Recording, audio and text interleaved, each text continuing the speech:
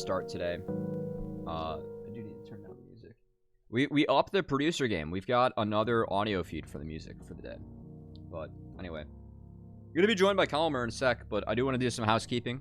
First off, it was opening day for the Cubbies. It was a tough loss, but we're repping the jersey, of course. Second off, let's go over, what we all came here for, really, which is my predictions. That's the only reason we're here. Ladies and gentlemen, I am 3-2-1, which means that I've gotten 5 out of the 6 series right, and half the game scores perfect on the day. The early games seem to be close to call. We had 2 good series today, I will say, and kind of excited to go over them. Other housekeeping stuff that I have to take care of before we get our boy in. Honestly, don't know. So I think that means it is time. Today on the stream, I'm going to be joined by Sir Colmer, also known as Brandon, the former head coach of Bethany. What exactly is your title there, Colmer? I forget what my actual title was. I think it was technically like they couldn't call me head coach because like some athletics bullshit. So yeah. I think it was technically just like I don't even remember. If I remember, I'll figure it out. But it was some cliche shit that was basically just head coach. It was close enough. Yeah. Awesome. All right. Well, we're gonna get going. I'd say pretty fast here. Getting into the games as we do have 5 to go over today. Not the 6 from yesterday, but I will be sharing these with you on Discord so we can hop on in, sit right down, let our hair hang down. So we've got. Wearing a bandana. Oh, I like that. My face and shit. Yeah, we'll quarantine like growth. From Coachella. Yeah, I literally look like a just standard like. I go to Coachella and I'm not actually there for the music. I'm just there to see like what things I can snort. Basically, that's my current look. Okay. Well, on that note, I feel like that's the perfect segue. Perfect segue. So how familiar are you with both of these teams? Just going in, with all this. I know like you've been following like a lot of the action, but something. Yeah, Wildcard gives me PTSD, man. We played their Southern Lanes in North playoffs and they beat us 3-2. Quacker and Xehanort just cracked. And then DIGA Academy, I don't know much about like the players. I know a bit about how DIG operates, if that makes sense. I don't want to give like a ton of context for that. Yeah. But like, I think DIG Academy is probably one of the teams I have watched arguably the least. But I mean, like a lot of their players are just known because it's like Lorlo and Katie and all that. So, but yeah, I'm super familiar with Wildcard at least, though, outside of the McDonald's memes and whatnot. Yeah. Cool. All right. So what I like to do with my like VoD reviews, I know that talking about League in a vacuum is fun, but I actually like to talk about how these teams have been winning games coming into this. So my win cons for DIG, and you can feel free to add on here if you want. But the first one I'm going to be get a Lorlo champ.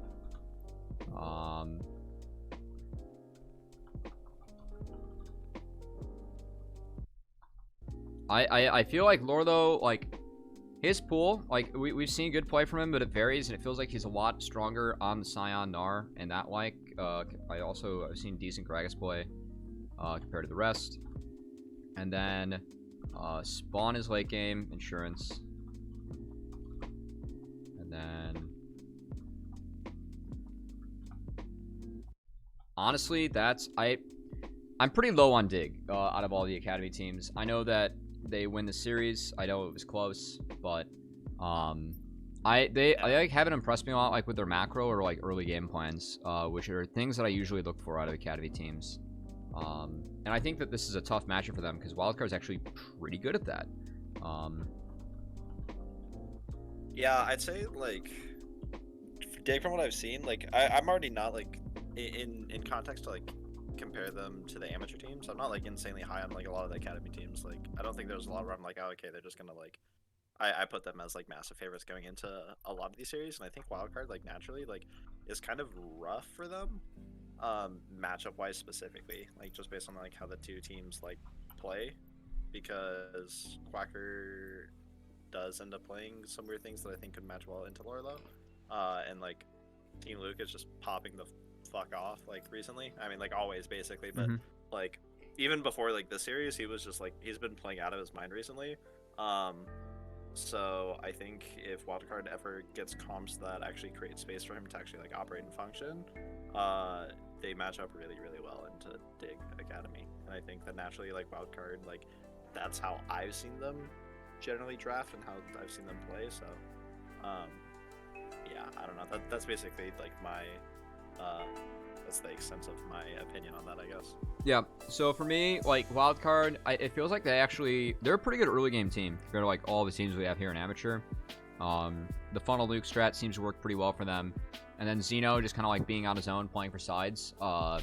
Quacker's decent at impacting the map. So I think that for this matchup, like pretty much hopping in the draft here, like the first thing that I noticed is that they took away Quacker Darius and the Seraphine on blue and TF for Xeno, which seems interesting because the one thing I've really noticed from Wildcard is it feels like Panda being on Hecarim Udyr looks a lot different than his other champions.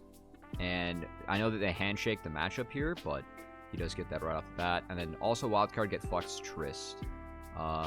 Which I think is just absolutely, that champion is just so good right now. I feel like, yeah, like I know a lot of people say that like Seraphine should literally just be permanently banned, like that champion shouldn't get played because it should just always be like a red side ban. I think literally Tristana is on that tier, if not more, especially because she's like arguably a stronger flex than even Seraphine is.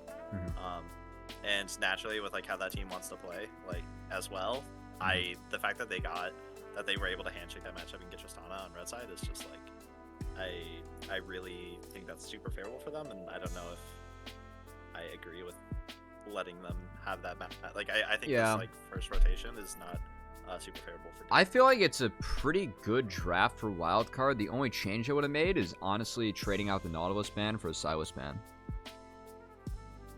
Nautilus for Silas ban. I mean, you have pretty weak mid 2v2, but yeah, I think the issue with Silas, like obviously like you have the Alistar, so Silas is going to like look pretty solid, but yeah, like honestly looking into that team and knowing that you're having to blind Silas mid lane, like I don't even know if like Silas is like a super strong pick here. Like yeah, like you're getting Silas into Alistar, but it's like the rest of the team, like I don't know if it's necessarily the best for like if Wildcard is anything on 5 that's like really strong into Silas and can actually like disengage fights, because at that point you already see Hecarim, Nard, Kaisa, so they're obviously going to be walking into you always. So if you have any champions that can actually like deal with the Silas, like I don't like the Silas pick personally. So I mean if you don't have anything like that, I think the Silas ban is a little bit better, but I don't know. I definitely think that like Nautilus, they're already like fully committed into dive, and I don't know if I guess it kind of just depends on like how Wildcard sees the draft, right? Like if you think that you can pivot into champions and into a style that helps deal with their heavy dive, because that's all they can do at this point, then I think it's fine. But otherwise, like you know. Yeah, I know that Raz is in the chat saying that he's kind of depressed that Wildcard won't play anything strong in the Gnar. Yeah, but also like, I fully expect that out of Quacker. Like this guy's just playing. He's gonna play Shen, Renekton, Volibear, Darius, and that's it. Yeah, even in collegiate matches, like he generally plays like the utility. Like I think when we've played him, like I don't even know where he's at, but even against like my like D4 or D2 substitute top laner, he's still permanently like weak side Shen, like utility types usually, or Renekton. Yeah, so this is something else. Like the one tough thing like for Dig is that like they don't have like it's pretty tough for them like early like to do anything, and I want to see if Wildcard. I know the results of this game, but I want to see what they're able to do early, because it feels like they're gonna have shove very early in all 3 lanes, and then also they like have Udyr, and Panda goes for some crack stuff sometimes. So I'm curious what they go for anything. I like this a lot from Acadian. I think more people are looking to go mid after heavy trades. This is what you should do. You should be able to punish it. Yeah. Oh boy. Okay. Team Luke's in the... Oh wait. Okay, hold on. Team Luke's in the chat saying this one should go next. And then Raz is in here saying you should probably play more archetypes to grow. Yeah. Yeah, Why I does think it's Xeno just. step back up? I mean, if anything, like he should definitely be willing to potentially play like more stuff, especially in like collegiate matches. I mean, Yep. uh, but then that's an entirely different dynamic because I would say like for the collegiate matches, like his team kind of depends on him and Xeno versus like this team Oh yeah. where No, like yeah, we scrimmed against him too. yeah. What to pick in the Gnar Jace? Honestly, it would have been kind of a banger early game. You can play that. I know, like, she functions decently in everything in this game if you can play it, and you can pair it up with Udyr and give her Ori Ball in fights if you do get to that point. So out of that, we had Acadian get top crab, and he's cleaning up his full clear. That's a good timer from Panda to get lore though. He's going for help, so they trade splashes. I wonder if I'll actually punish them or flash. Yeah. Oh boy. Oh man, I'm not used to seeing this out of Xeno. Like usually Xeno like manages his wave states pretty well, but I think that Acadian gank like really caught him off guard. Yeah. So Panda's still full clearing, which to be fair is probably the best he can do in this situation. And then bot lane's been, I don't know what's going on bot lane.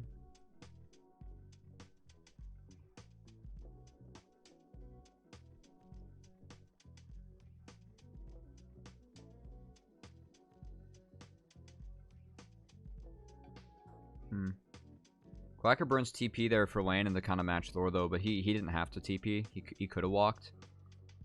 Yeah, I think it kind of just depends if Wildcard is actually looking to do anything. Yeah, I think, but like they, because yeah, they don't have Dragon Timer. They're gonna get second crab. Okay.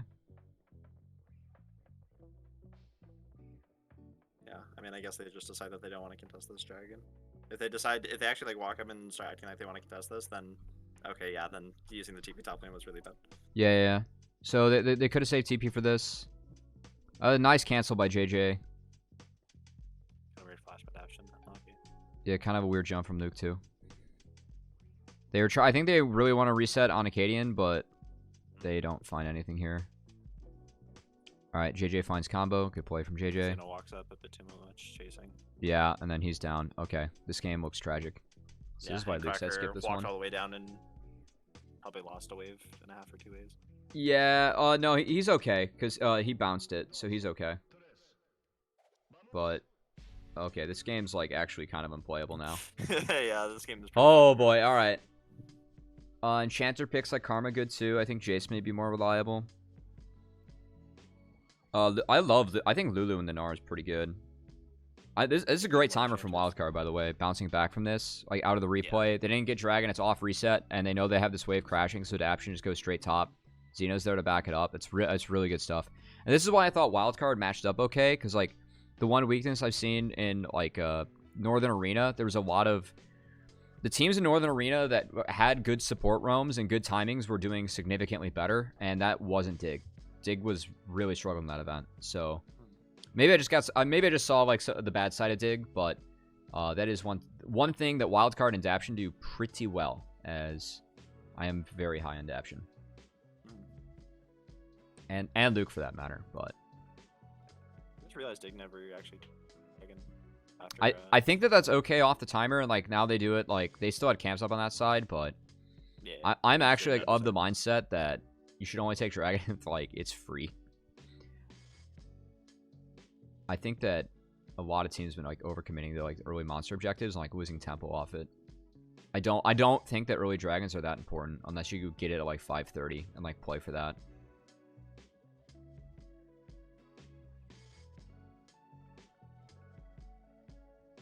Nice.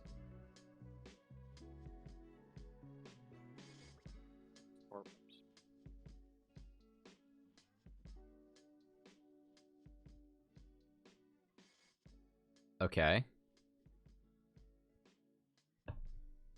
Wait.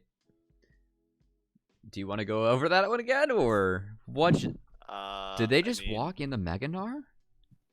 Yeah, I think maybe there is some miscommunication about where that well, I think they're great. Okay, so the decision, the comms here is that they want to get the third plate so that this can kill the rest of it, but they just walk in the Mega Gnar and die. I'd say it's.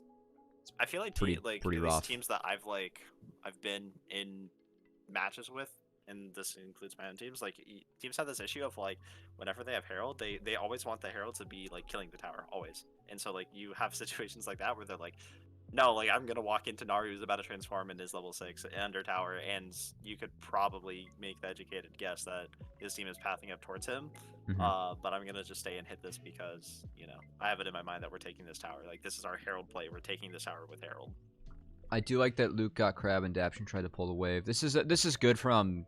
I want to say it's like good from Dig, but also like I feel like it's walking into Mega there is a pretty big blunder. It's good from Acadian being there on the play. Well, this game continues to be Doomerangle. Yeah, the issue is like I don't actually know at this point like what wildcard has in order to prevent Dig from kind of just doing whatever they want on the map. Like I mean you have Alistar, I guess, but it's just really, really, really rough for them. IMO. Yeah, well, like you got behind versus a death ball team, right? Yeah, like I don't even know if you have a comeback mechanic because you can't even like play for Dragon. Yeah. For Dragon second because they got first track. I think their comeback mechanics just to dive mini. Yeah. Like that's like it. And they took the tower, so like now if they don't swap around right, then they can't get minied. Yeah. Mini can sit under 2-2. And Spawn gets full plates. This is good from Dig. They're giving Spawn a lot of solo room to breathe, and he's up huge. He's up 40 CS, holy hell. Yeah. Daption, like, roamed a lot early to try and get that top lane timer and fix that. And so Spawn really, really, really benefited. Good Dragon tag. Yeah. TP from Silas just to keep wave. Okay. Yeah, Silas TP, it doesn't matter too much. Unless they can. I don't blame them for going for something like this, but that's a little tragic. They can hold the choke. That's a nice barrel. No, I mean going. I think going for it is fine. It just sucks that. Yeah, missed. Yeah, missed. Look at how balanced the pony is. Nice ult from Spawn. I don't know if he planned to wait out the shockwave, but... Me and a amateur team. Defcomp go burr. Alright, well, looks like it was a fast one. Yeah, I didn't actually get to watch like this game as it happened, and I was like kind of very fucking confused. Yeah, like how the game ended so fast, but now I kind of get it. Yeah, Raz bringing up that Silas TPing bot if they want to contest Herald's kind of troll. That's correct. Yeah. It's the same philosophy of like kind of what happened. Yeah, what happened with Quacker, right? Yeah, it's like either make that decision, like yeah, we want to contest this as a team, or not. But like if you don't change your mind later, right? Like if you blow the TP, like don't end up opting into a situation where you might not have numbers advantage. Yeah, I think that like Daption looking there, like it was gonna be a 4v4. Like they have to go for something that probably wasn't it. I think the look is good. I think the look is good there personally. Yeah, especially at where you're out of the game. It's a Doom game. You got to go for something, right? Like you got scaled. Oh god, dude, this Silas is so big. Is Luke even able to auto this game? I really don't know. I know Luke is just like, fuck this game, can we please go to game 2? You get Doro's flash.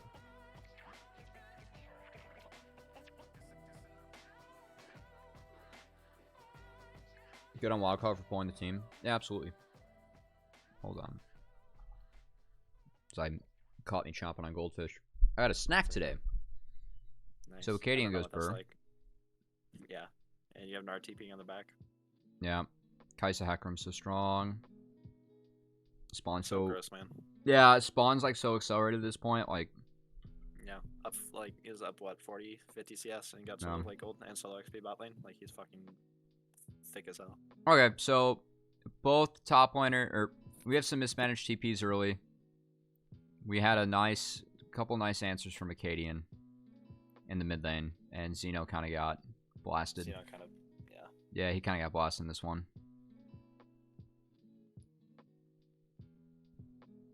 But still seeing some of the same errors with like Dig Macro as we go forward this game. Also, like I know Wildcard has to group in like ARAM mid. I think that Dig like matching it's not bad at this point because like they're scaling, like they know they want to win, but still seeing like some ignoring of side lanes. Like, bot lane could be fixed right now by Lorlo before Dragon starts. But he's going to wait till after. You know that meme where it's like, oh, when this team is down 10k gold, they look to fight because this reason, and when they're even, they look to fight because this reason. I feel like that's like that happens so often where it's like, oh, well, like we're the better snowball like team fight team, so we want to be grouping and fighting mid, and then the team that is behind is like, we're down gold, we need to be looking mid to see if we can get a pick, so we're gonna also group mid, and then side lanes are just like, what the fuck are those? No. This game's still so doomed. Because they're forced to fight now in 4 minutes. They're down 5k gold. Good on wildcard though to like find a pick in the top lane. Like these are the things like wildcard like has done well like throughout the season. So it's still good to see that they're doing those things. Just like one of the other things they usually do well is Xeno's like usually very controlled mid and just like, you know, he plays Darkwing's role, right? He's like, yeah, and just does his job. And this game he didn't do his job, so that sucks. You can just anticipate that he just kind of goes even. Yeah. But...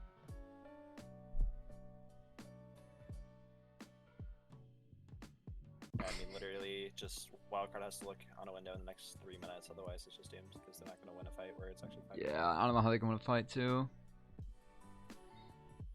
Yasui's on Everfrost, Cosmic Drive almost. And I think he's going for the Mirror Man attack, which I'm a fan of. Yeah. Strumpets. I am a big Strumpets fan. Is Freeze running it too? I think last time so I'm not gonna lie, I haven't talked to Freeze in a hot minute. Yeah. About the only thing that him and I have talked about is like nice Everfrost. Getting into the top 32, but I think he is. You got all correctly. Really good play from Daption. It's a nice yeah. combo. That was really sick from Daption. I mean, that's about all that Wildcard could No, this is actually really good for Wildcard. Wow. Wait, what? Good looks. Quacker, they were neck and one trick on his way. So they spot him here.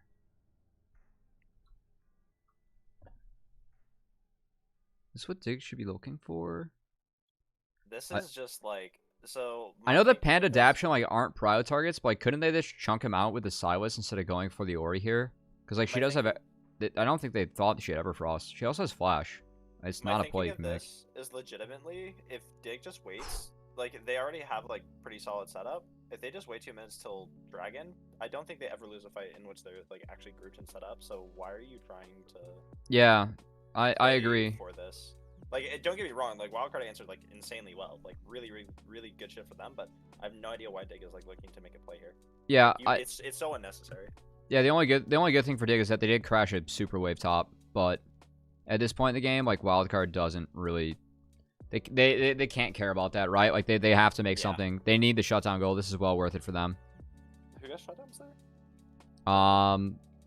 We'll check when the scoreboard comes back up. I think Xeno got one.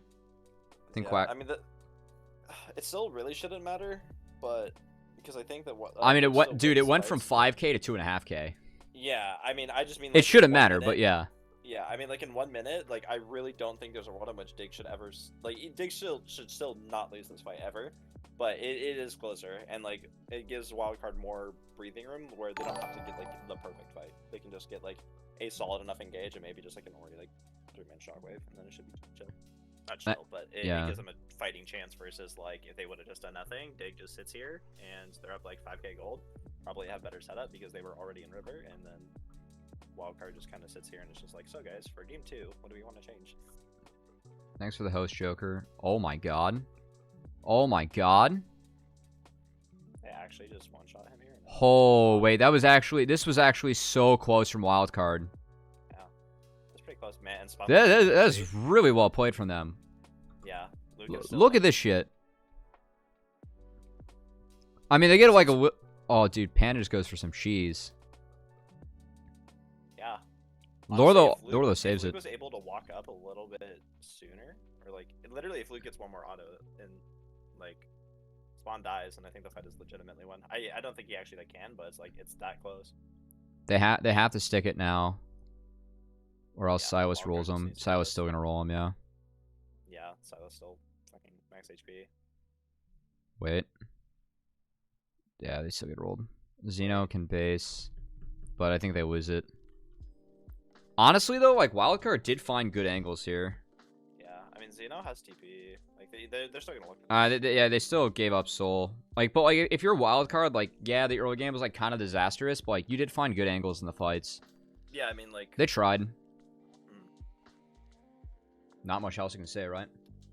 Yeah, I mean, honestly, like, if anything, it just goes down to like, if they don't completely fuck up their early game and like Xeno doesn't get double killed like like 4:30, 5 minutes into the game, like, the game probably looks a little bit different.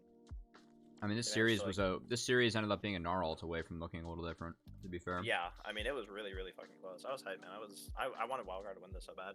Definitely, no bias, but I was super rooting for Wildcard here. Told myself I get some McDonald's in celebration, you know. What can I say? It's unbiased. I've talked to Daption on our podcast, and he's a very wholesome guy. That's what we say.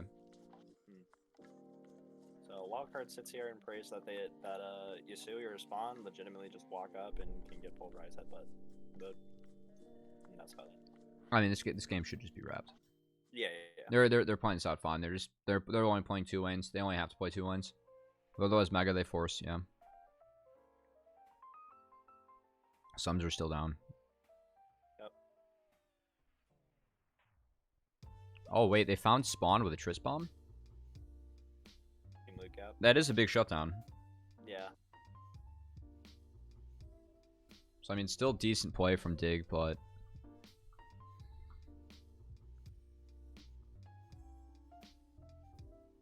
oh, Spawn's got all the turret shots. Oof. Oh my god, Acadian had the Triss bomb on his head. Oh my god. Holy shit, that's a bit of a memer moment. Unfortunate.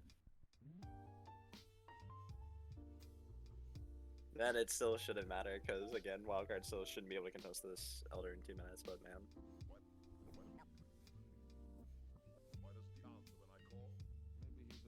I say, Deathball comp go burr.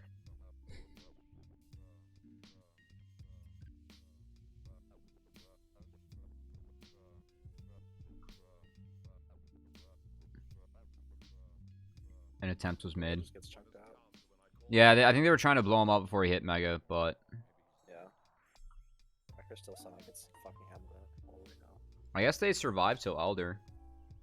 I mean, they can try. It's just. But like, yeah, like I mean, we haven't really been going in depth about anything because this game's pretty over. Yeah. At this point, guys, is on 3 items probably. It's been a pretty tame VoD review. Yeah, man, that's good. My retired ass can keep up. no in-depth analysis. There isn't much to talk about besides Wildcard finding better angles and Dig, frankly. All right, I like that from Lore though. He knows that Renekton doesn't have flash or dash, so he just burns. No.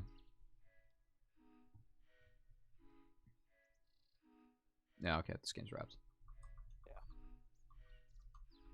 They double monster buff. Okay. Stacked KDAs. Yeah. Good game. Make sure you hit that top 10 list of most valuable recruits or whatever.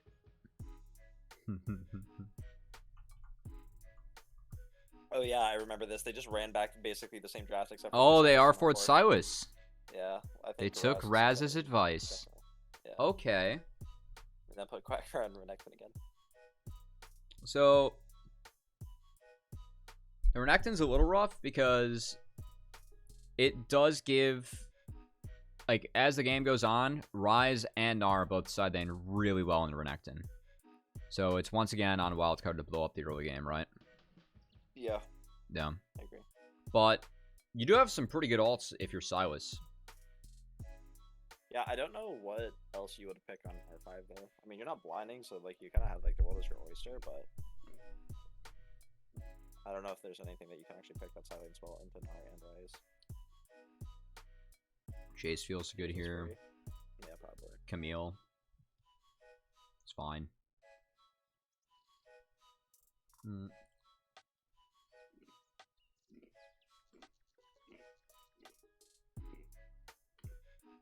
No.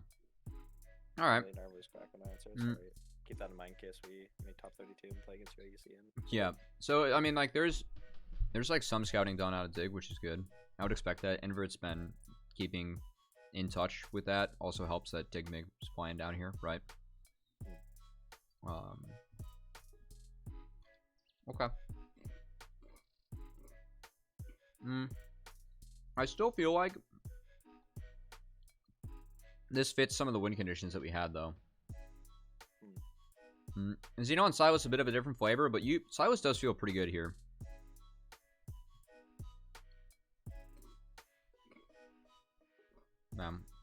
Neck doesn't fit comp. Yeah, no, it doesn't. Yeah. It loses in size to both solo laners too. So yeah. Renekton's definitely not the move. Okay. I'm just...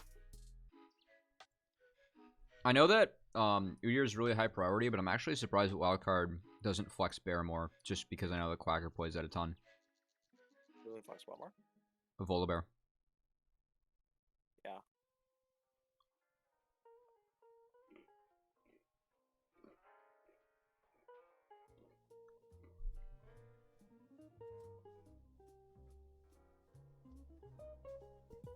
Oh shit. Oh, okay. For a second there, I thought we were setting up for something wild. Alright, so both mid-laners trade wards. It's interesting to, like, watch how, like, level 1 meta evolves. It feels like that's what everyone's level 1. Like, just default level 1 is right now in Proving Grounds. Yeah, I mean, I'm actually kind of bummed by it. Yeah. It's better than what it used to be, where everyone would just 5-point every single game, and then no one did anything. So it's evolved very, very slowly. Maybe we'll start seeing teams to actually do stuff level 1. Wait. Takes a god awful trade. It's not like the worst. JJ kind of, that dash kind of really hurt him in the lane. They'd trade out for Ignite, but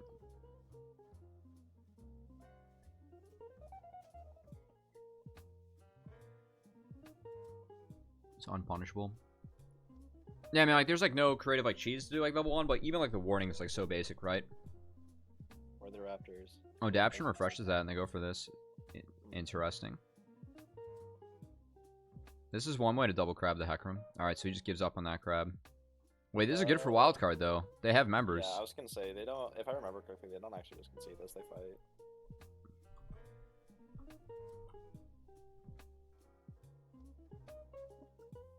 So Yusui has to early flash, and then I love how fast Daption follows up on that. I know that Xeno goes down, but like just the insta pull the trigger on someone like without flash. Yeah, I mean, still ends up being a good play for them regardless, because you can chunk out the Gragas, then you should be able to take the crab, assuming that you don't die. But nice heal from Nuke there. He also sidestepped barrel.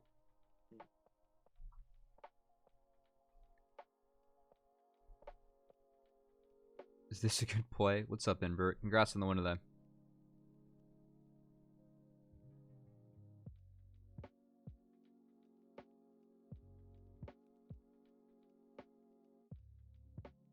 Our lane state mid's pretty bad for Xeno now. I think Yusui is freezing at the moment as we go into the replay.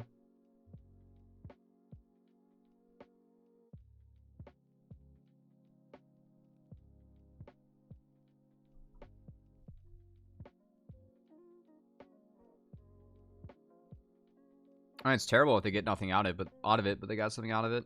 Yeah, exactly.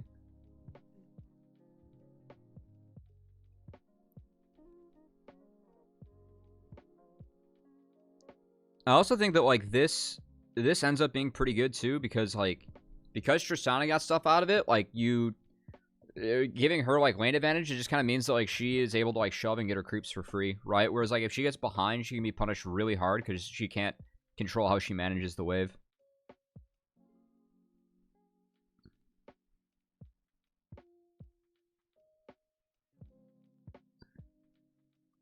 Whoa. I kind of missed actually how Panda got a big lead on the Hecarim here. Sorry. We're gonna go way back. Is it just from double crab? I saw 32. Okay, is that 28? He gets second crab. Oh, alright, so he double crabs. Then he cycles. Okay. I'll take it too far ahead. I think Acadian falls down by like 40 CS this game. Or maybe that's game 3, I forget.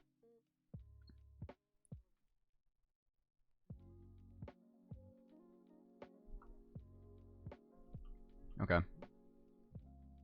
Sorry, I missed out on that. So both junglers opting for second full clear. This is like jungler stream game your tyrants for you to get 2 grabs, honestly.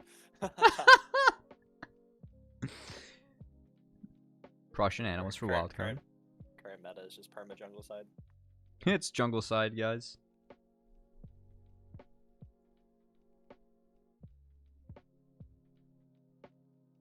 You know what? We're gonna try and keep it here. Hopefully this doesn't cause too many frame drops on stream. Fingers crossed. All right, so Udir's up 3 camps. Keep in mind that 2 of those are from the crab, right? And then this is how we get the situation. So they're contesting Krugs, but they have bot wave shove. They're just trying to get a crash. Xenos here. Yeah, they just form in the. Wow. Okay. I really like this from Wildcard. They crashed in both waves and they just like fully sent their team to make sure like Pan to take this. And he just starts full clearing again. Actually pretty crazy. Side, dude. It's actually pretty crazy. Yeah. Good stuff. I mean, if you're not gonna play it, you can't play through top side. Just force everything bottom. Counter pick with Renekton, put him on perma weak side. Win game. Hell yeah, dude. So Acadian's going to answer because Panda went to his own quadrant instead of the next, and then he cuts him off, so he gets double red. Yeah, he got it. He got it. And Acadian has to burn ult, so Panda's getting a lot of tempo from this.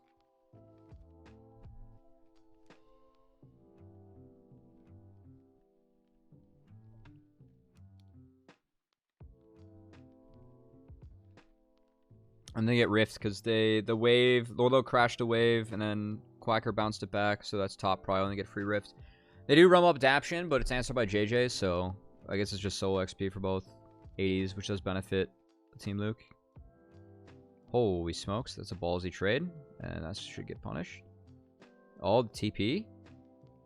Okay. Sorry, where did okay, just TP'd from base? That's doesn't matter. That's fine from Xeno. So, you might lose a couple creeps mid, but they do save Team Luke. That's big.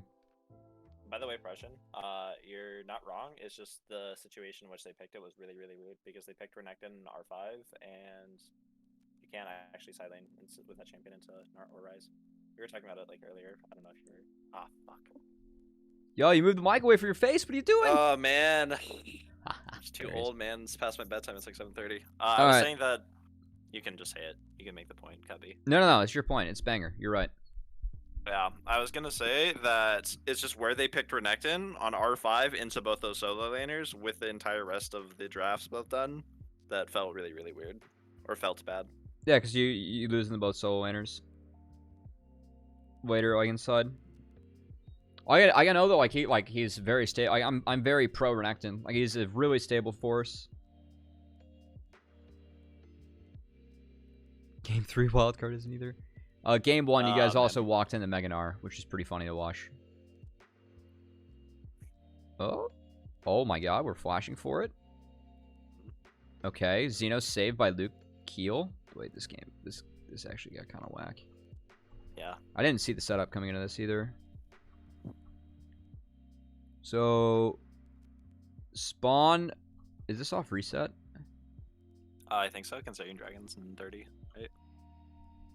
Sorry, I gotta speed run Or this. maybe it's just late reset.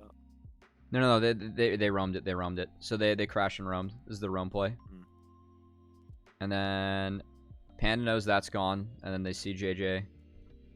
And then they don't see spawn, so they just like full send it. But then they see spawn here. Yeah, they're probably just hoping that they can one-shot JJ before the rest of the team can actually get enraged answer. But Yeah, I know that he goes down, but exhausted. that heal from Nuke was pretty clutch. Spawn should be out of this fight. No, spawn's dead. Quacker's got Q. Yeah.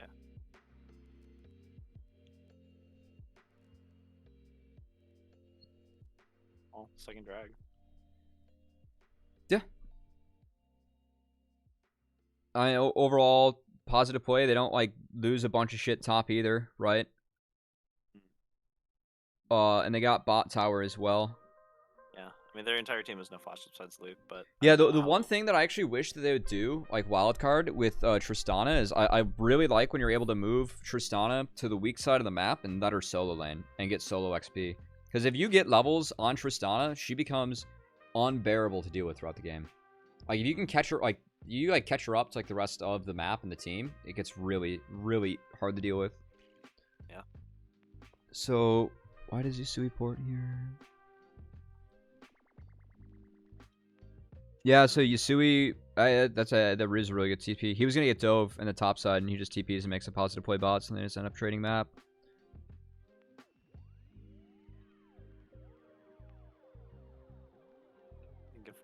Builds Leandries, it is easy to play fights. Yeah, you're also in the 4 melee, so Everfrost feels fine. It adds like a lot of control, but Pandas kept zooming. Deathball is too strong for Wildcard. Yeah, Wildcard didn't really, like, their draft doesn't really give them a lot of options to kind of do anything into it other than, like, Alistar. Panda gets caught. I guess you can use Crystal, but...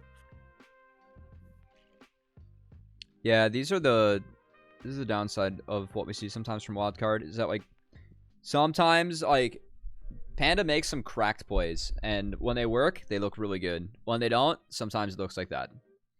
That was one that looked sour. Panda's either cracked or he plays like a crackhead. Dude, yeah, no, Panda makes some crack plays, which I like. I like, but that one. Smash head into brick wall team. You know what? It makes things interesting, right? Yeah. Impression. Bethany's not playing. That's a different team. Smash head into brick wall.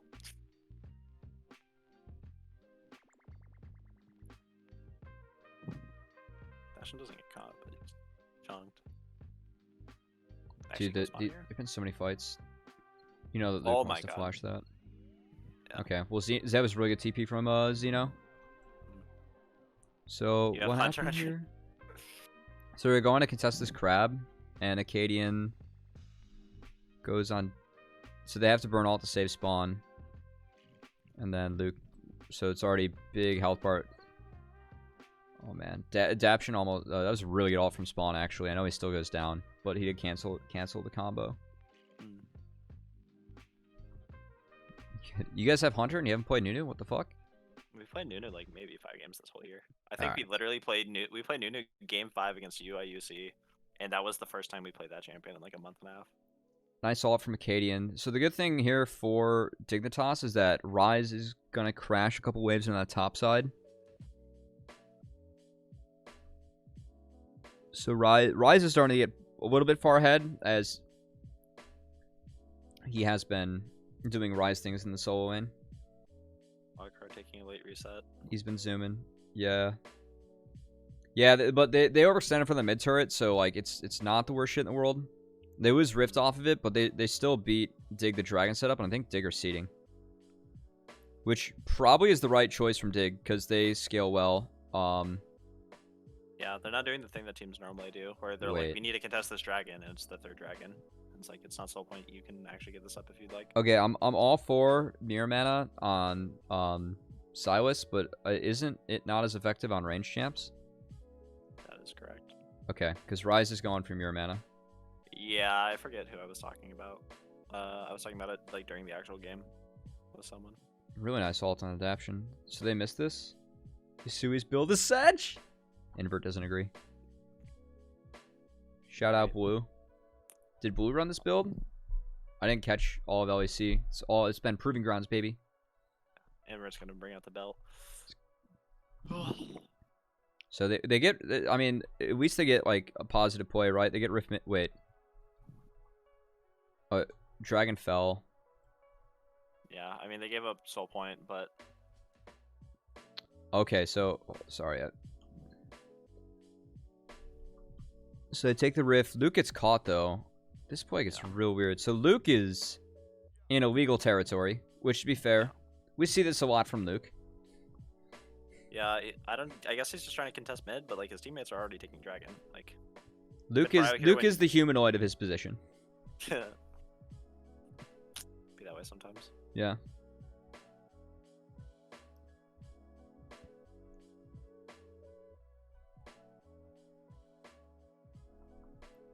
I actually, me and like we compare like Luke Shiro to like Larson humanoid, like that argument, like how those guys play. It's actually kind of similar. A little bit. Shiro's a little bit more reserved, more calculated. Luke goes for some of the madness. Yeah, And Luke's fucking crack. sometimes it looks ugly, sometimes it looks real damn good. The humanoid effect, baby.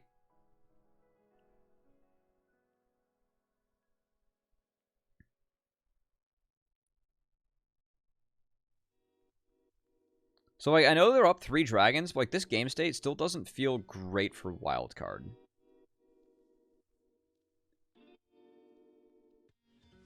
Like, I know they have Soul Point coming up, but I feel like Dig's comp on, like, this footing is still, at this point in the game, is, like, it's pretty even, right? That's a big... Yeah, Rise isn't actually ahead because his build is kind of fucked. Wait, JJ actually smurfed that fight.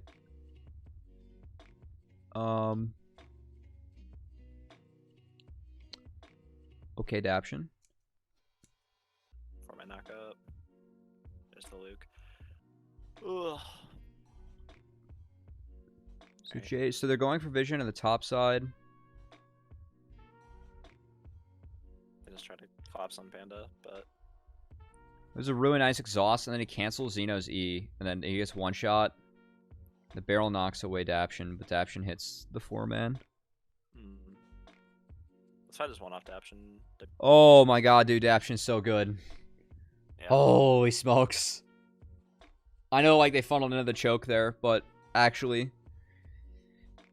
Rise heads down just the Like, he burns flash to, like, instantly find that. Like, it's really good. He's had some nice moments in this series.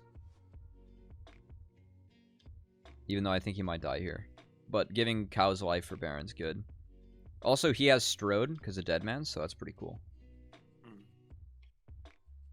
Yeah, it's good. Some good old Strode. Some fanciness.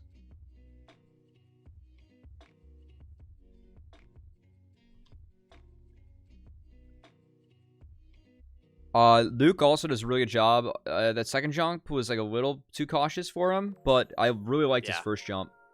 His first jump was so good, and then he flashes up here, and that's a big buster shot too. It just makes sure that Quacker's able to go off. His spacing this fight up has been really wonky. W over past Baron when's probably like a winning fight. It's pretty solid there. 1 minute till Dragon. Dig has to contest. That first W is really good. He kind of had to play thirds through Kaisa because Rise is kind of useless with this build. Oh, Quacker has Blast Cone, that's big. Lorlo has Mega, that's big. Oh my god.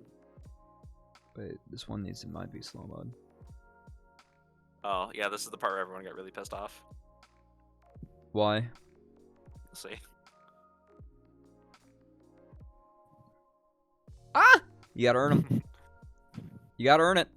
Xeno just jacks his own fucking teammates Penta. Unlucky. So JJ gets ran down by Udyr. And then they combo Mini. We might play this one slow. I mean, the big thing here is that Quacker's not seen and just finds Yasui immediately. I think that he should go on Yasui here, no? Like with a W? Maybe, he probably should have W'd. He's trying to get on the spawn and he gets a second dash interrupted. Yeah, I think he probably should have W'd Lore though, to just prevent the Mega from going off immediately. Because that's a pretty big combo that Lore though Acadian land, but Luke is untouched. And I think fed as hell after that last fight. I haven't even seen the scoreboard.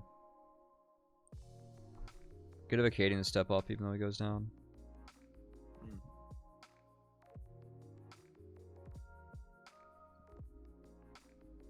Yeah, good play from Luke. Yep.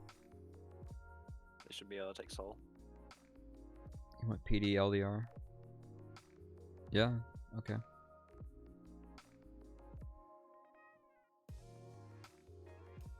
Yeah, they get Soul. Alright. Now they get the match to scaling. So at this point, does Dig just say fuck and permanently play through side lane with Rise? Or what? It's their only option, but I think it's almost like too late.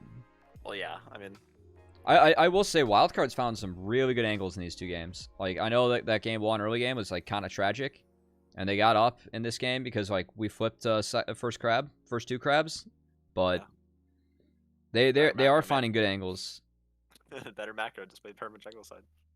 Yeah, no, but I mean, the fact that they were almost able to salvage fights in the mid game, the first game, and they've been able to look for really effective fights in this game too. Yeah.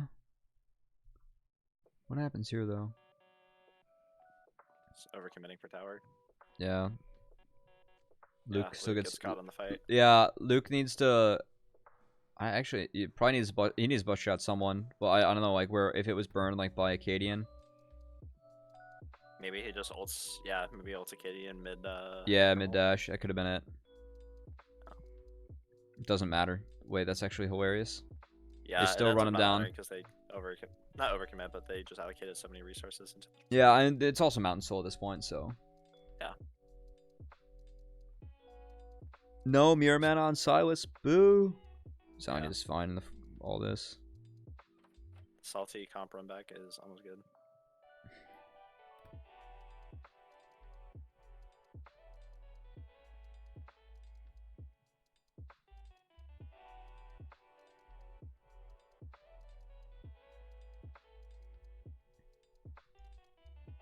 Dude, who does Wildcard play in the lower bracket?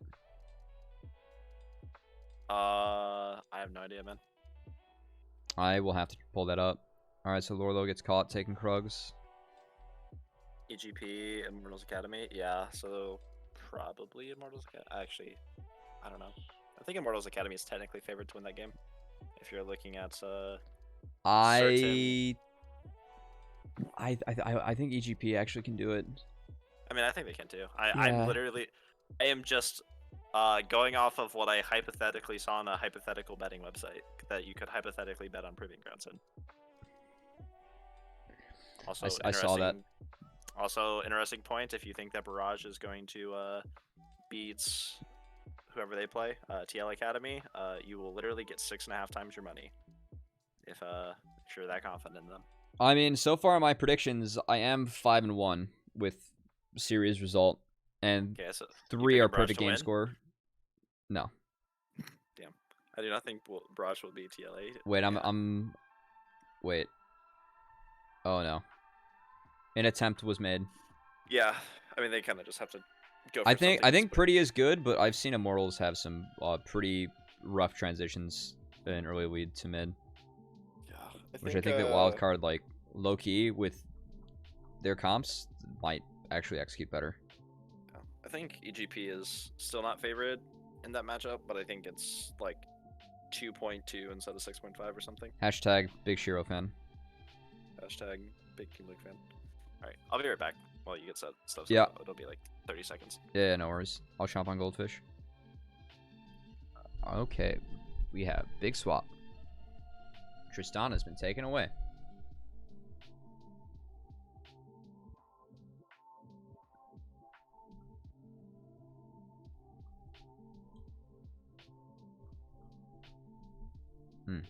How's everyone doing today, chat? Doing okay?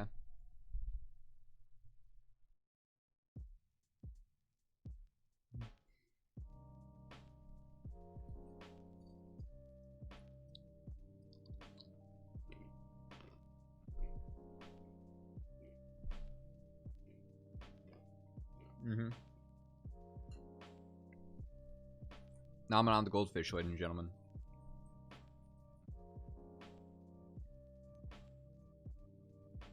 I will say we have kind of sped run the first two. It's been a little casual. We might have to get more in depth.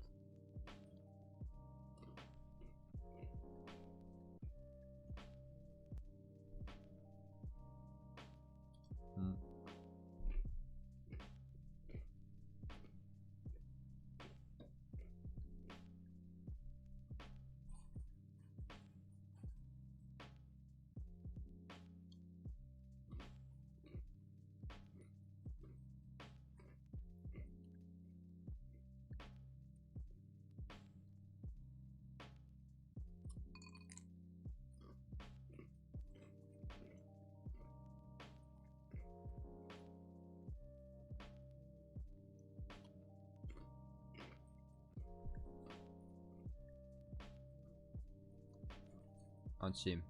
Was opening. Oh, I had some good jokes prep for the second series. We back. Got a couple. All right. How to make the Chihuahua happy. He was getting cranky that I wasn't giving him attention. It's all good. All right. Going into this draft, we've got a little bit of a swap up coming in. So we have the Tristana first pick, and Hecarim is ignored.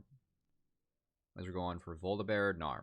So Definitely like the Trist first pick, and then they just wildcard just as Quackers or Neck and one trick down, just first rotations it, which I think is better than picking it on R5 for sure. But I'm surprised that they opt into Udyr more so than any other jungler, personally. I don't know, maybe just comfort for Panda. Yeah, I mean, he played it. It's Panda's best jungler by a Fair long enough. shot. They could have won Hecarim though. Yeah, I mean, it just kind of depends on what you want to play for. I guess they're mostly just trying to create space for Luke to play in fights rather than like going full dive. So, I really do like the Xayah and the Azir picks though. Or I like the Xayah picks especially on R3, and then I think the Azir pick on good. 5 is fine. Azir is fine. Just knowing like, how Wildcard wants to play once again, I think that I would have actually preferred Victor. Yeah, I mean both of them stylistically are just trying to make your death ball comp a little bit harder to execute. I think Victor arguably does that better just because Dig doesn't have any like major like gap closers. They don't have a Hecarim ult per se that can just like zoom past Victor W. So I think both work. I think it mostly just comes down to what Xeno wants to play more. I know Xeno's been playing a fuck ton of Azir, but yeah, I think Victor would have been fine too. I think Azir is better into the volley, but I think that you can actually kind of get away with Victor in this setting. And when you can get away with Victor, I am a big fan of Victor Xayah because they have to overcommit to you. But I really like the Braum adaptation from Dignitas. Yeah. It's a nice handshake into the Nautilus, and it feels so good playing that champion into melees and like with melees. And you have 3 auto attackers. Yep. It feels really good. So yeah. Yeah, I like, honestly I think the drafts for both the teams this game was actually like really solid versus the first 2 games where I mean the first 2 games were fine. It's just I think that both teams, like, people always make draft out to be like, oh, like this one team definitely won, but I think both teams are like looking at their draft after it's done and being like, okay, cool, like we're happy with this. I think like Dig whipping out the Braum is like super good, but I think Wildcard adapting with Xayah and Azir knowing that Dig has just been running a lot of Death Ball and Dive is also really solid, so no complaints.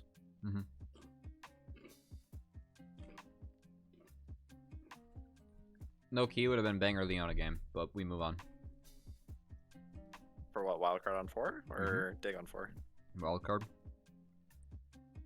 Yeah, I mean, Adaption Commit, baby. Roaming a ton early, so I really like Leona roams early, especially you have Renekton for setup. Gives a fuck ton of kill pressure with the Xayah. Yeah, I think it would have been okay. You can you force Tristana rocket jump real early with that too, and then you can at least like stymie Gnar when he jumps in, and I think you can like it. I think it's good. I think that like Nautilus and like all these tanks is like really tough to like actually engage. I really like Nautilus in the squishies. I think that like into beefy comps he can kind of struggle. Yeah.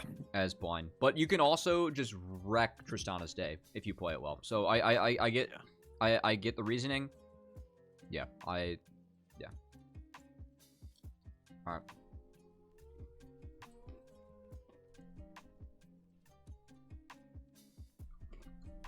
No, I went way too far.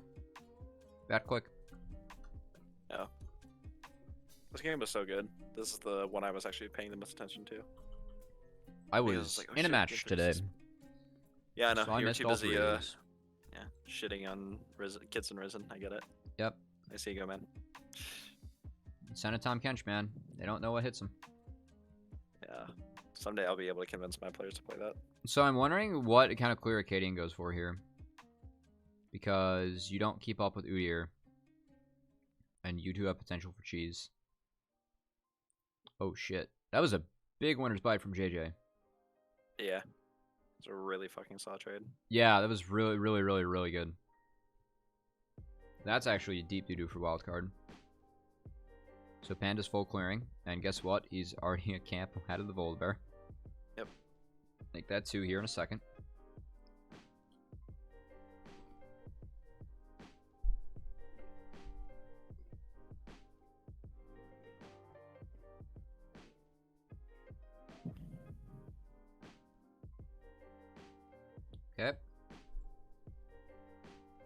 Oh, we're skipping the crab. Oh, we're gonna wait everything out. Hell yeah. Let's go wild card. That was really, really, really good from them. I think that, like I said, I think a wild card, they play like first 3 waves decently well for amateur team. That was good. That is why I think On one of the reasons stream, why. by the way, you're not showing gameplay anymore. It's just your cam. Oh. As pretty as you are, I'm just letting you know. That'd be an issue. We're gonna get a replay for that anyway. Well, no one in chat, let me know. We resuming. See, Calmer, this is why I need the guests. I got you, man. Yeah, they just stopped me from minting production, as I usually do. Yeah, I think like going for that play is really solid too, because you 100% know that Acadian is bot side, because you just saw him fucking around at like 250. Yep. Like your mid laner saw him, so. And And as long as you properly play it and you're confident, like there's almost no downside because you're going to be able to get top scale anyway. Afterwards. yeah. Also, the Ninja Tabby rush for both top jungle into Tristana, real good. I know ability haste boots are seen globally as OP. I think that they're being a little bit defaulted to a little bit too much. I am glad to see Ninja Tabby Brain being used, and they get Dragon off bot reset, but I don't think wildcard care because I want to do this again. Yeah. Not to give too much of a spoiler, but I think second series, like both jungler and mid on like both teams basically rush like cooldown boost at like 6 minutes. It was really funny to see. But we'll get to that later.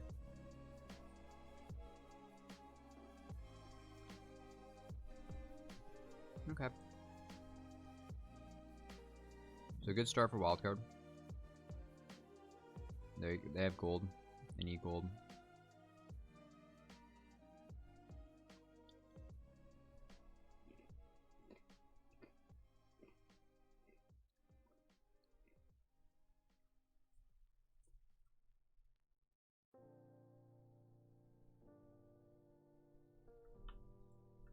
So one thing that Acadian's actually been keeping up so far, which is good. Alright, he's gonna fall a little bit behind here, just like with how he initially cleared out his camps. Yeah, but he could be a lot more behind. But yeah, the fact he's only down 2 camps at this point is really good for Dig. And we have full reset coming out for bot Herald swap. But we have top prio over to Dig, so that's or wildcard, so that's actually a lot lost for Dig. But Luke's here. Oh boy, here we go.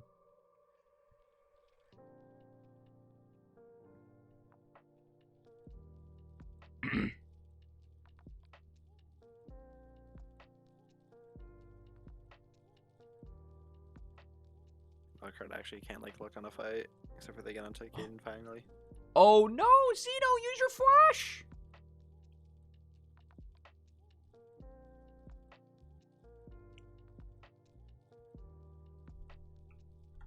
I still think wildcard end up just taking that though. Yeah, they do. I mean, I like the fact that they're Acadian split and they commit fast. That's good. Yeah. Please tell me that they actually like pick up the buff and Dude. that it doesn't expire, right? They don't let it expire, do they? It expires. Holy fucking shit, man. Alright, that's pretty sad. me North America, me chase kills. Ooga Mhm. booga. No offense to wildcard by any means, but that's still pretty fucking funny. Hasn't been the worst thing said so far today. No. No. Yeah, trust me. You I was saying significantly worse before we while I was watching the series. Well, there was certain other things that were distracting people other than the gameplay. There was some definite interesting shit being said for sure. Although you might have missed all of that shit. Nope. But you'll probably. I Okay, caught it. I was gonna say you'll Yep. you'll see it later. Mm-hmm.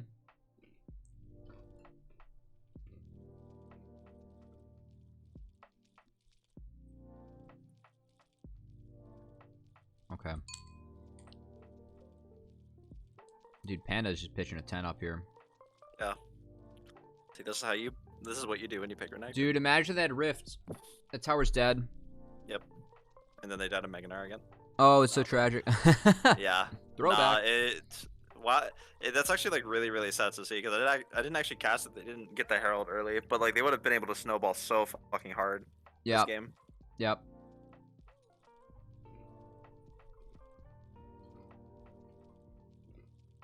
Fuck, that's tragic. Okay. Small note, but Quacker was in base, ready to TP. That's good. Yeah. Good play from Wildcard.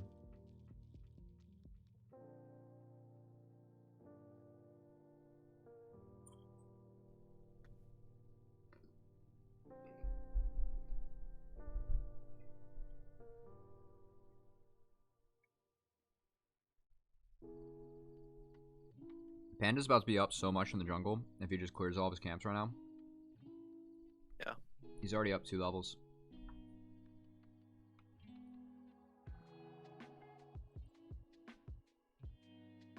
Oh no.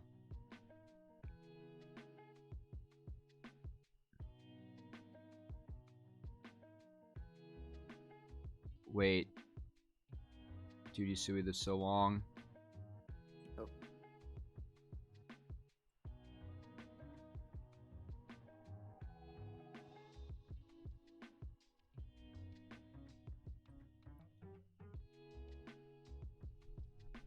I feel like this fight should not go even. I feel like Wildcard should smash this fight. Probably. They might just allocate too many resources onto the beefy front line.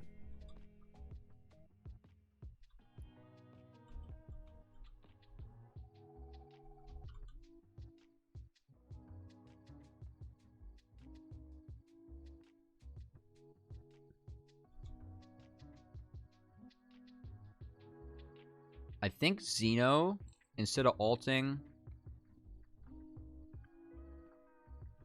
towards Panda, should ult over here instead of up. Like if he like into the actual like walkway in between. Yes, and like river? if he ults into Quacker, I think that W's and he dies probably. I think Yasui dies. Probably, yeah. Instead, he gets. Instead of actually like launching him a bit too far away. Also, if Luke presses R here, I Yeah. think they win. He gets an ulti off and he snares 3 people. He just he just wrecks everyone. Yeah. Instead, Yasui lives for a fucking eternity. Yeah, an extra like 5 seconds. And chunks out Luke a lot, and they can't chase. Okay. Yeah. Okay.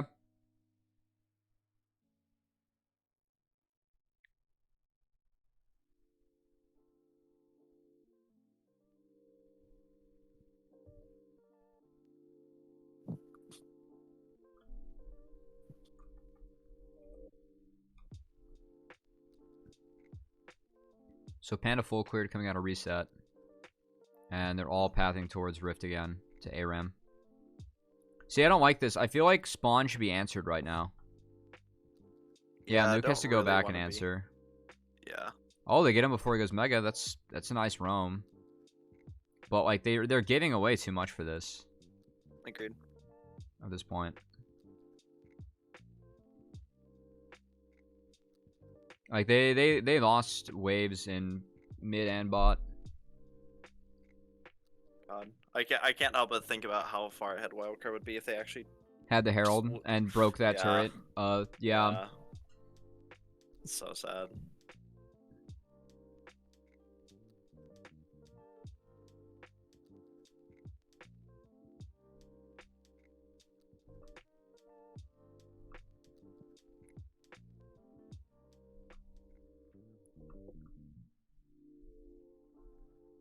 Okay, so Dig are rotating early to make sure they're here for drag.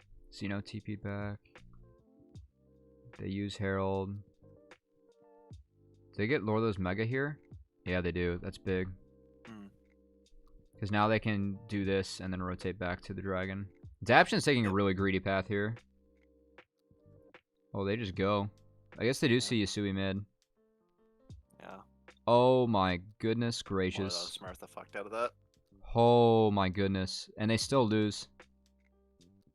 Quacker or Luke may or may not, yeah. Oh. It was almost winning.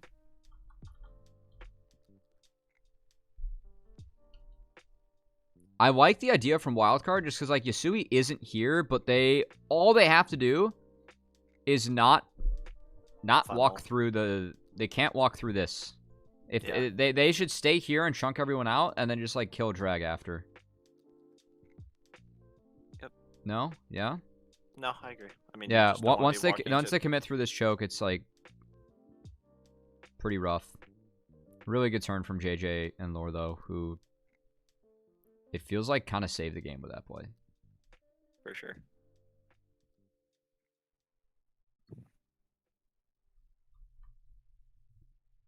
Oh, and then Luke. Yeah. It's the humanoid effect, man. Yeah, he's just way too greedy here. Yep. Ah, so close. Which means they probably can't take Dragon now. Yep. I see the thought process, because like, if you kill the AD, you get Dragon. But...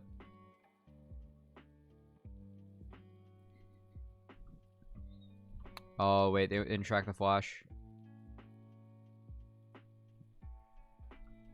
Yeah, Wildcard just should not have gone for that Dragon for sure.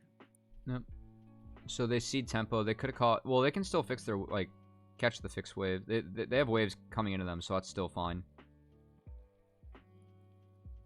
Because I think at this game state, like, they just crashed away bot, so, like, they did punish Dig a little bit.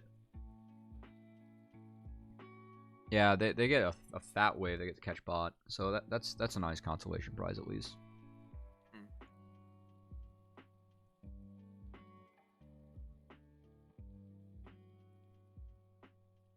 Just run at him. It's a fat commit. Too fat? Okay. A little bit.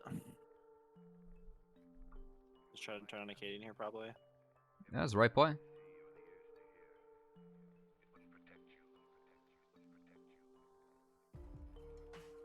Oh, that's big. Oh, Luke didn't have ult yet. Yeah. Oh, okay. Alright, well played. Well played by Yasui. Ah, man, Wildcard is so close to doing this. Like, if they take the rift and, like, they just don't funnel into, like, 2 chokes, man. Yeah. They're suffering from barrage syndrome.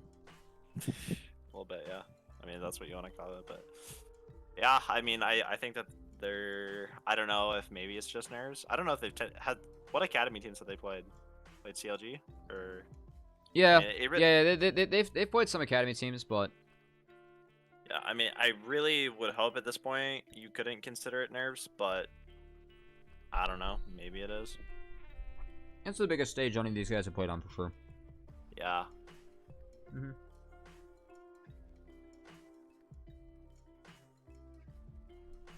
Ah, man, they were so close to snowballing this through. Now it's kind of deep doo-doo. Because now it's like, what do you do as Udyr Renekton on even gold into Orianna Tristana? Yeah, I mean, Azir, luckily, should be able to shred through the pretty beefy team comp of Dig, but it's kind of hard, and you're kind of asking Xeno to do a lot.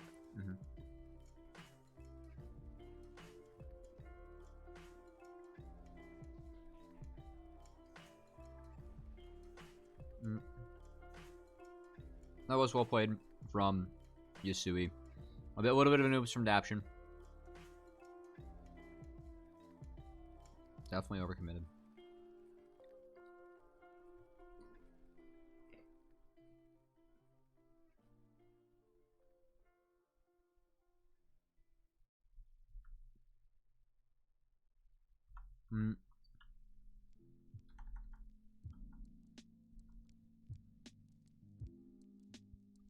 So Dig or crap.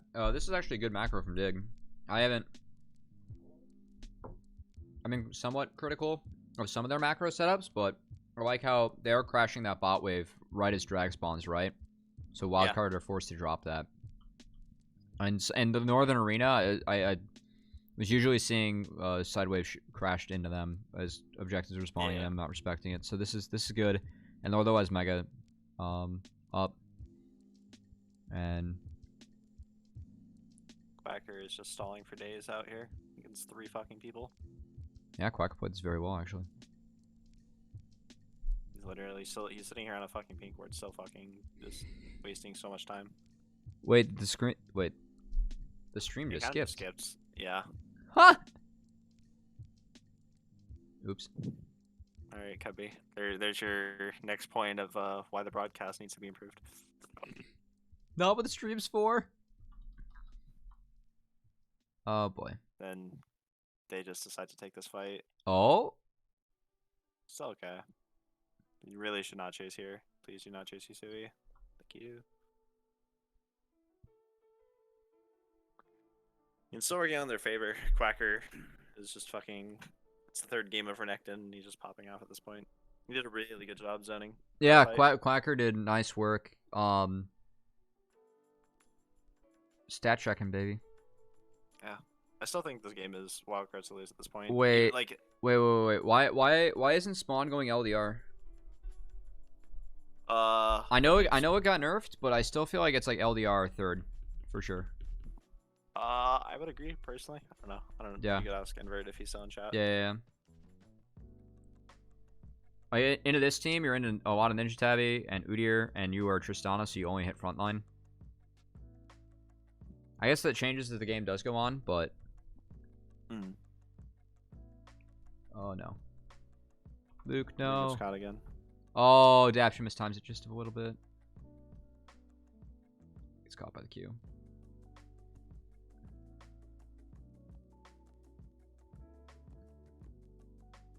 Okay, Spawn does go down, but it's expensive.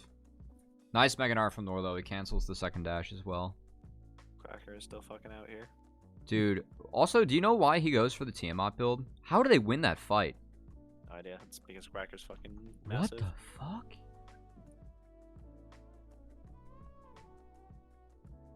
Like, everything lands, and they still win this fight.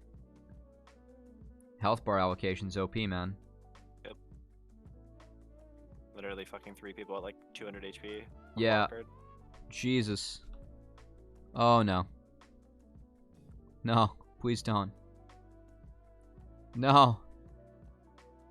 Oh, no. There's a ward there, guys. What is ward? Don't know what the fuck you're talking Oh, about. so much tempo. You could have fixed your side waves. Yeah, they lost. They're a both fuck bouncing ton of back. time. Dig no damage after Triss dies. Yeah. It's true, but also the opening to that fight was so good for them.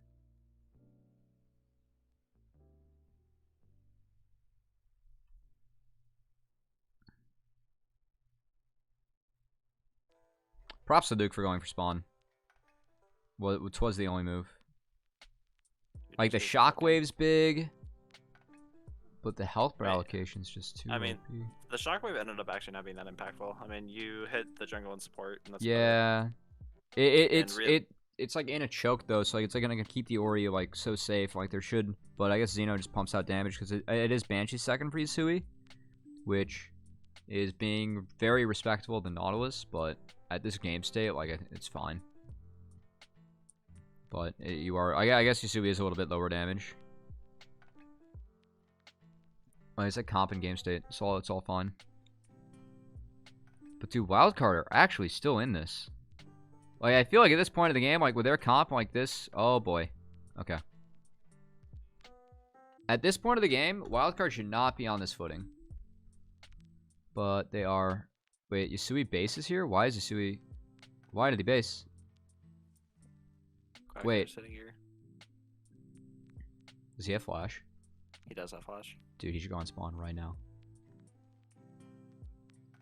Yeah, I guess he's just waiting for them to overcommit in the choke, but...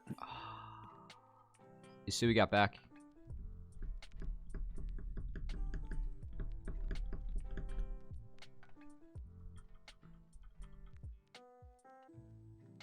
It's a little bit expensive too for wildcard because they lose a lot of tempo on the drag setup, which is spawning. Yes, it is Cloud. They don't give a shit about it, but by toying around with this Baron there, I get it. Like you like want to bait people like into like to walk into you, right? As like Udyr or Renekton, and like fighting like this open river is really tough for them. But I feel like if they were like able to get proper setup in, they don't have TP available to Quacker, but like maybe you're able to sneak him in there, right? Or like this is just the Doomsday scenario. Yeah, alright. I need Wildcard to not end up fighting while this Mega Gnar is about to pop off. Please and thank you. This is true. Oh, Quacker hit alt though. Okay. I mean, if I have to trade Renekton and ult for knowing 100% that Gnar is not gonna be mega in fights, I'd take it. But and yeah. Wait, did Lorda still get a mega off? I was watching the top side of the fight. This is really good for Xeno. Oh no. Until he gets fucking. Oh no. He doesn't react flash fast enough. And they trade out Quacker and Panda. Dude, this game is actually so close. Holy shit. No, this game, like, watching it live was a fucking banger. Oh, this is a banger. Even if I was completely biased as hell towards Wildcard. It feels like in this game state, Wildcard, like, shouldn't be able to get away with some of the stuff they are, but, like, they are getting away with it. I think compositionally, they do really well into Dig, as long as you can make sure that's Tristana. It's not just pumping out free deeps. And dude, actually, Daption dying when he did there was so. If he doesn't die there, Spawn doesn't get jump reset. Yeah. Now Spawn. Okay, so Spawn is IE and is now working on LDR. So Spawn's gonna be fat as hell. See, like this, like I feel like now that Spawn like has this armor pen, like now is when things get ugly. Like I feel like because of that build, like Wildcard almost missed their win. Like was still had a window, and now it's like that window is gone now. And yeah, I mean, here comes the Panda crack shit. Let's go. Yeah. All camps are down though. It's right. It's fine. They only find Acadian. Acadian literally is just not taking any damage. They get the ult off on a Tristana, but they can't actually kill her.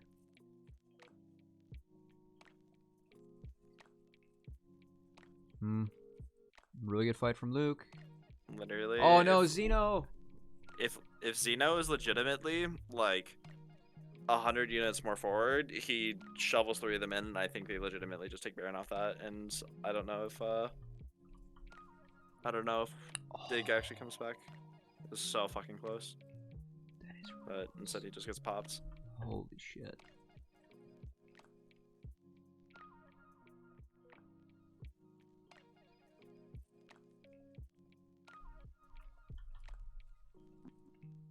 Don't go for it.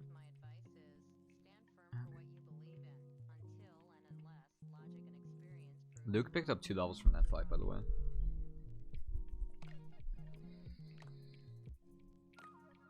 Oh god, he's fed out of his goddamn mind too.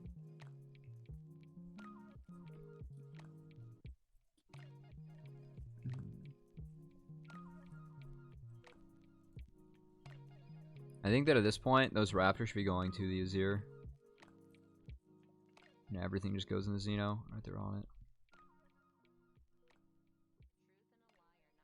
Quacker's not set up in time. Oh, it's tragic. It's actually so tragic. It's actually so tragic. It's actually so tragic, man. Yeah. That was very sad. Oh, they 50.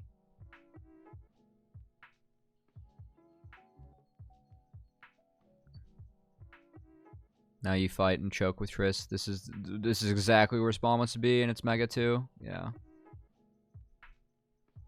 Yep. Okay. Dude, this game is so close.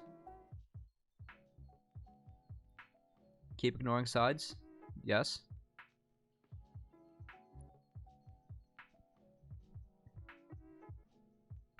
Now it's Soul, and they have the Baron, and Panda's caught. Oh my god, Spawn. Oh my god, Spawn. Oh my god, Spawn. Yep. Alright, that's game. Oh, that's such a depressing end to actually a really fun game. Yeah. I'm back with food too.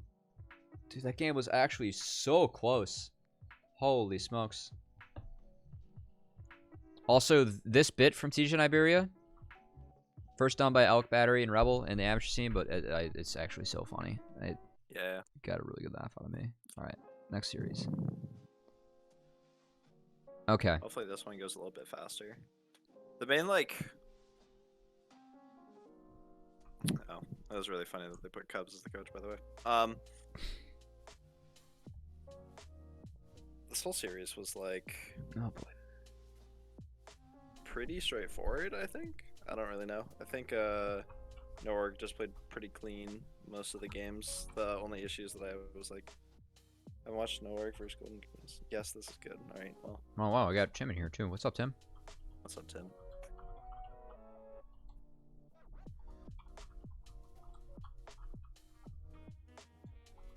But yeah, I don't know. Draft wise, I really think that this is Norg's bread and butter. Especially like getting set on TK is pretty solid. Golden Guardians going Ezreal immediately to try to counteract Tom Catch, I guess, but overall it was really solid. I dig it.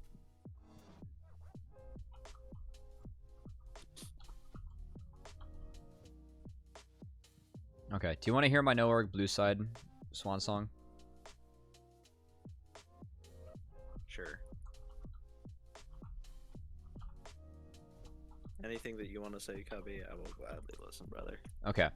I do not understand why teams are giving Norg blue side. It actually blows my mind. I know that Viper does a lot of work with his counter picks. That's all fine and dandy. But on blue side, you get Anda gets Udyr. Firefire can blind, set TF or Zoe, and they just play the game way too fast for you to defend your top lane. And you know they're going to do this to you every single time that you go up against Norg, right? But like on blue side, it's so easy for them to blind something like TF, Zoe, set for Firefire. And then Viper, it just doesn't matter because their top lane setup's way too good. And if you throw Senna TK, like this is a bread and butter comp, right? This is how I feel like Norg has won 10 games with these same exact 5 champions on blue side throughout all of Proving Grounds qualifiers. Like this comp. It's too good. And I'm really disappointed that GGA, like, I feel like I don't feel like they have a great answer into this. I think Rakan's a nice flavor pick, but yeah. I don't know like how you beat the setup when you give Anda Udyr. Or Anda Udyr. I feel like you have to take Udyr away from these guys. And I don't know why the Lilia ban's coming out. GP is super good response. You know, GP's a fine response here. Yeah. But I also, like, GP still loses to Gnar in side lane as the game goes on. Like, it's fine for, like, not getting blown out early, but you still lose as the game goes on inside. I don't think Academy amateur teams often prep that well against their opponents other than a few teams. Yeah, I mean, I feel like I feel like prepping is actually not as It's really hard. tough to do, but for this, Is also... Well, like, throughout qualifiers, it's tough to do. I mean, maybe because you can't practice Like for Norg prep. has so. I feel like Norg has so many games on them that like at least stylistically, you should be able to identify how the team like wants to play. This is, I mean, like that's true and all, but we haven't seen Norg in a month, and this is like this exact same comps like they've been running, but we still haven't seen them in a month. A TF ban on 4-5 is needed if you want to get the best out of your top counter. Yeah. I think that they feel forced to take GP here because it is TF. Also, the first ban for Norg on blue side, I know you guys can't see it because my cam's up, but it's Hecarim, which to me just screams out the fact that they want Udyr, right? Rakan's unbelievably int. Rakan's okay into Senna TK, though. Like, that's the thought process. And you can follow-up engage with Volibear. So, like, you have a tool to, like, go in and follow up, right? But why not? You can still just go Alistar and make sure that, like, Gnar never wants to do anything and, like, have okay roams. And just not playing lane. I know it's bad in the TK, but you can at least interrupt Gnar, right? And your Ori combo. I have some bad news. I did not get the job at Fruit Loops. Thanks for the follow, Tim. I don't know. Do you have any other thoughts on this one, Brandon? Not really. I mean, you can also like, by the logic of we haven't seen them play in a month. I mean, I mean, my point still basically stays the same. I think Noark has a very like simple way of playing the game, and I think that I don't know if you no wanna, one in if you amateur feel that figured it much- out. Yeah. Yeah, I mean that's the thing, right? Is like it's the team is so good, like all over the place, that it's really really hard to actually like get a winning strategy. Because I guess like if you're looking at it like first glance, like do you really want to be giving Viper, who is arguably the best player in amateur this season, like do you really want to be giving him counter pick when you know that Five Fire is probably gonna just end up blinding something anyway, like a TF or a Zoe, like it. Yeah, I also think like on the Rift though, like how it's designed, it's also easier to attack top on blue side too. So like that's like another reason I like blue. And then also like the Senna TK pairing, like you can also open with Senna and like hide some more of your strats, but they just open with Udyr if they get it. I've seen them win so many blue side games. I think it's way too easy. Yeah. Oh my god, and is going. Oh, this is so punishing.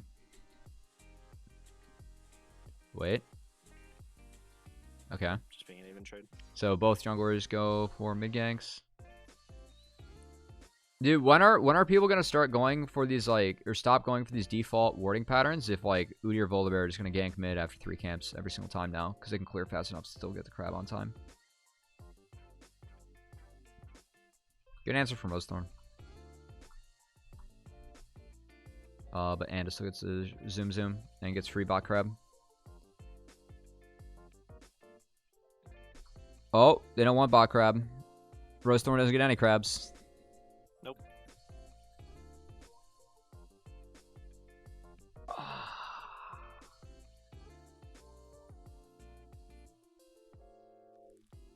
It's tough, man. Getting 0 crabs is volley. Yeah, volley is just kind of off theme with their comp too, in general. Like. Yeah, I feel like they picked it and were like, oh shit, they took Gnar. It's got to be jungle now. Oh shit, there's TF. I guess we go Gangplank.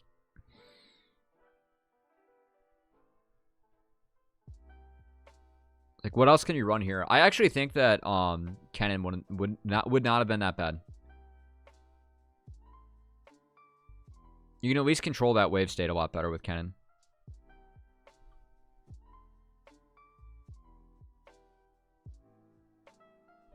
Hold on, we got some Raz things, because Raz was the coach at GGA. Same went around in the summer. It's really annoying for Udyr TK Gnar as game goes in their setup. Comp-wise, I think it's straightforward pass the lane. Sole goal of getting top counters, give push is null and void because of TF. You can't push past river because TF, yeah. TF, strong champion. Yeah, and also probably Five Fire's best. That and Zoe. Yeah, I would not want to give him either of those 2 champions personally. No.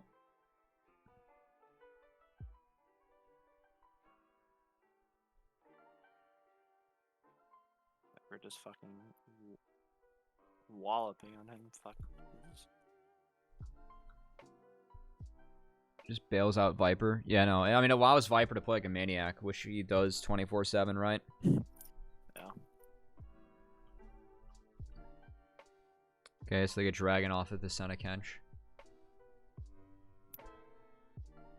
I do like the Ezreal Rakan I do like here, because like I know that like you can't really answer them in lane, but as the game goes on, you at least have a ton of range, right? Yeah, I don't know if I think you could have picked a better champion than Rakan potentially, but I know I'm pretty sure in a vacuum it's really good into something. Honestly, it would not have been a bad game for a Chime Bard. True. Oh, okay. Okay, nice. The other thing that I'm not a Giga fan of is just the fact that like GP and Ezreal both like feel like they want to play weak side, and it's like, where does Golden Guardians attack, if at all? I think that's the adaptation they made going into game 2. Yeah. I missed this game, but I did catch game 2, so yeah. Yeah, I guess the idea is just like, I think it's really important to have like a specific like at least a single lane Herald that on you top can kind timer. of allocate resources to. And I just don't think that they have one. Yep. This game. Yep. Unity rushing Mercs into this is real good. I really like Mercs into Udyr TF, especially with nerfed Verdant. First Drake if Chime goes Relic Shield. It doesn't matter into the TK center lane. You get bullied out either way with Ezreal. You're playing for farm and weak side.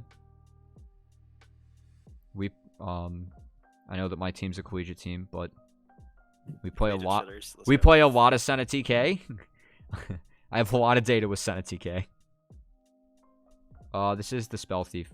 I actually don't know if it's Spell Thief buff. I don't know. I also think it's... I don't think so. Oh, wait, he actually went on Rakan. Where? Like, he went Spell Thief Rakan. Yeah. It doesn't matter, like, with, like, for Relic Shield. Like, it gives you some agency, but, like, it just doesn't matter against Senna TK. Senna TK is so underrated. Like, actually. It's so underrated.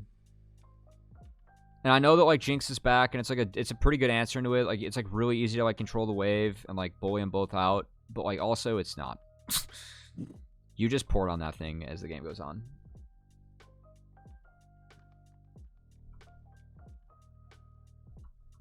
Oh, chimes at TP. Okay, sick.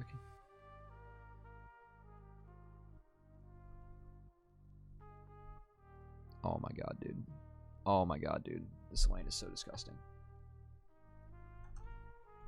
I feel like we're both Senna TK enthusiasts, so can we just watch how disgusting this lane is one more time? I fucking hate that combo personally. Meanwhile, by the way, keep in mind, they are executing a play on top lane. So this is kind of greedy from Norg, but also, like, they do this, so it's cool. Yeah. Scare Herald. So it doesn't matter, yeah. Make it at least an even trade. Really good trigger discipline by Big. Oh, man. Kind of tragic. Like, once again, they shouldn't be going for that play, but they do. As, look at the chain CC now into Yunbi. 5 fire juggles aggro. It's just too easy. Oh! Uh-oh. Didn't hit the 1/3 gold card. Unlucky. Uh-oh. Reggie. Stinky. No, it's fine. I love bullying players for, like, micro decisions just because no one ever cares about that. Obviously it matters, but, like, a decision like that, it's like... I've sat in a VoD review once where someone, like, went through that for, like, 10 minutes. Like, why the fuck did you lock in a gold card? It's like, why are you harping on this? Like, do you really think this like Diamond 4 player doesn't know they should have locked in gold card instead of blue card right here? It's almost as good as when people's VoD review is obviously not for this, but like specifically like teams. When it's like time in between games, you have like 10 minutes, like max 15 minutes if it's scrims that you want to be reviewing. You literally just go through the entire game step by step by step, which is different than what we're doing. But yeah, that always drove me fucking nuts. It's just like, well, why did we lose this game? Let's look at every second instead of like the 3 things that were actually the most fucking important. You know? Yeah. Good times.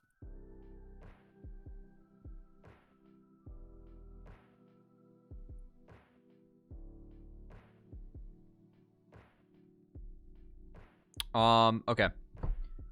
This is the reason I have this paused here is that I think that one of the weaknesses about Norg, like, moving forward in this tournament is their macro. Sometimes their macro decisions when they aren't able to get leads. Game state's still close. I don't like this TP from Viper. I think that the fight's already over. They don't need to take this. And I know that they have a numbers advantage here. Oh, wait. No, GP doesn't have ult. Never mind. It's good. He loses a lot for this, but it's fine. I thought GP had ult. I was like, they already have Rosethorn dead, right? Which I still think it's overkill. So I still am not a huge fan of it. But I can at least see the theory, right? I think it's just overkill. Yeah. So he loses a lot for this top, actually. And overall, pretty good trade for GG.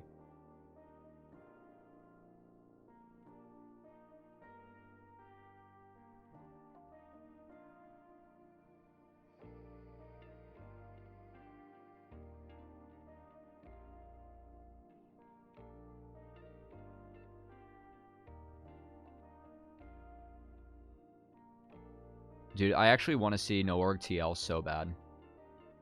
You know that's the matchup for the next game, right? Yeah. I want to see that so bad. I legit think those are like 2 of the best teams in the tournament.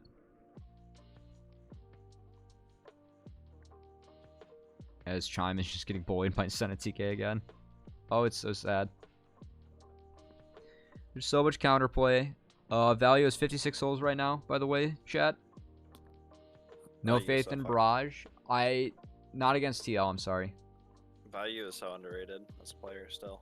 after all this fucking time. I think that this team isn't set up for him to shine, but I still think there are better AD carries than value. No, I know. I mean, like, I don't think he's like He's the good. best in the league by any means, but No, he's good. No. It's just like it's tough because like this team is not set up for value to like really look good, right? Like he's doing everything that he should be this game. He overextended, one trade with Big and then whatever. Like, but when you're playing like Senna Ezreal every game, like you're doing your job. It's not going to look fantastic, right? At least on paper. Now, like, if you look at it, it's like, we just look at it, it's like, wow, like, Value's doing his job and doing well, doing his job, right? Yeah. Like, he's only made a couple mistakes, and he'll have a couple decent moments in team fights that will look good, but it's hard for me to, like, rate Value over someone like Shiro, where it's like, wow, EGP just, like, locked in Samira and 4 knockups, and that guy just got a quad on the Penta in the same game, twice. Yeah.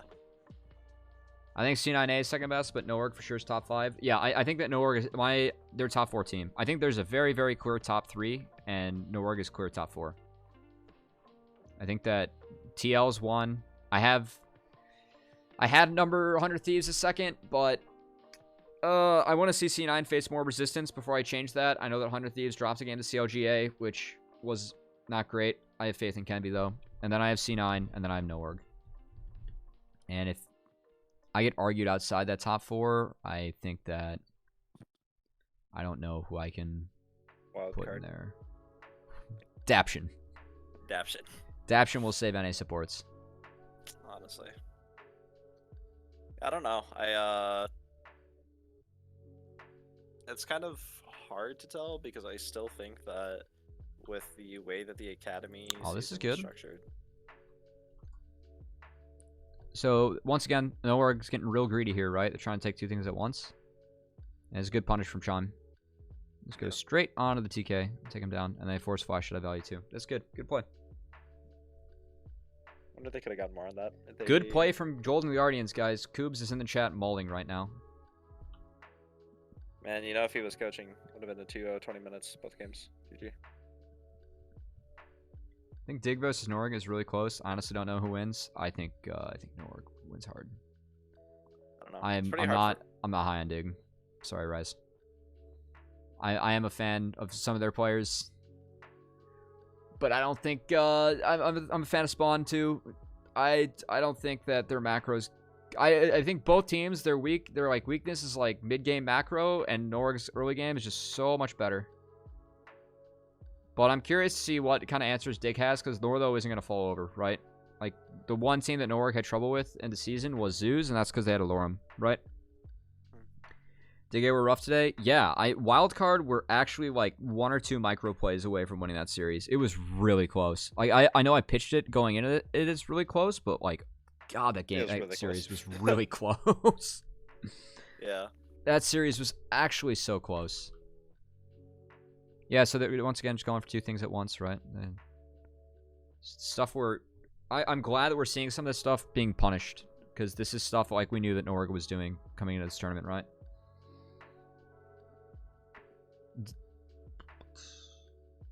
We do well early and take rough fights later on. I am not as familiar with them for the first 9 Academy games, just what I've seen from Northern Arena. EGA versus 100A is going to be pretty close. Yeah, I think that EGA is making a case to be 5th best team in this tournament. Beating up FlyQuest, I think that was actually one of the hardest first round matchups. This one was also up there. But they looked real good against FlyQuest. FlyQuest is actually really, really good at taking late game teams and respecting how they can fight early. It's really nice to watch. But they got blown out a little bit too hard. They made 1 or 2 oopsies in trying to lose gracefully.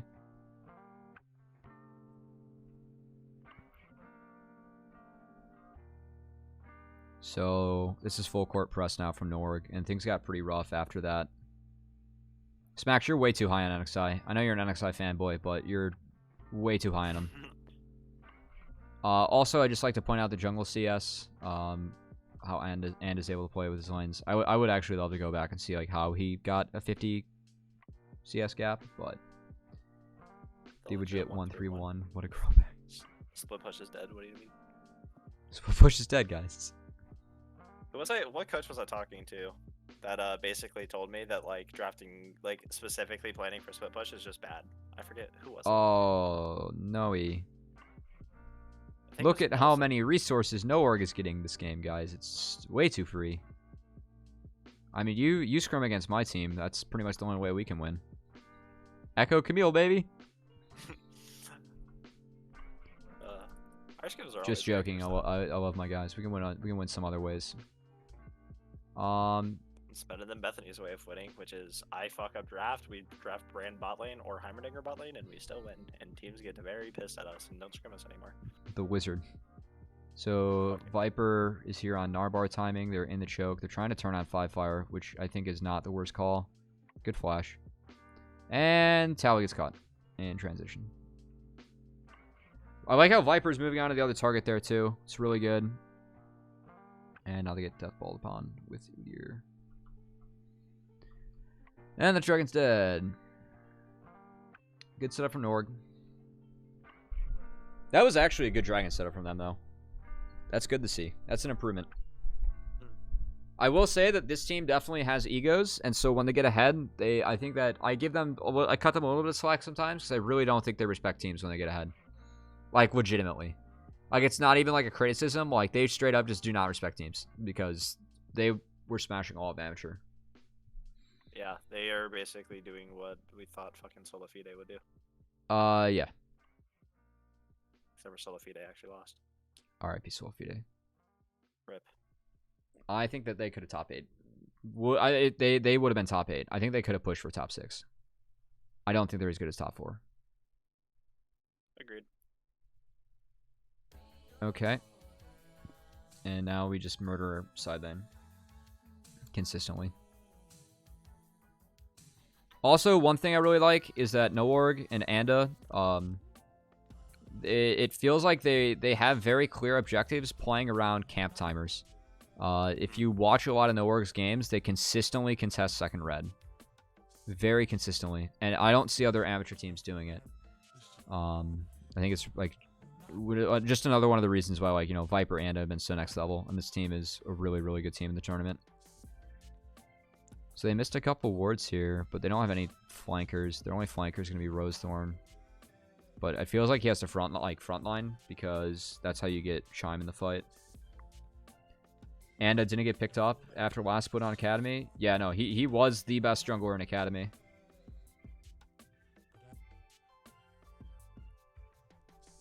I know that you caught wind. I was pretty high on Fnatic in Academy. I was higher on him in the spring than I was in the summer. I thought that he was a little boosted by his solo laners. Or a little hampered by his solo laners. Because Revenge was playing real rough in the spring. I thought Fnatic had a pretty good spring. Summer not as hot, but I'm still surprised Fnatic's down here. And he's not second best jungler in the tournament, but in amateur he was second best jungler. He's a good enough jungler that his team can compete. I think that's basically. Yeah, no, absolutely. That's actually like a big point. Is that I think that's where, like,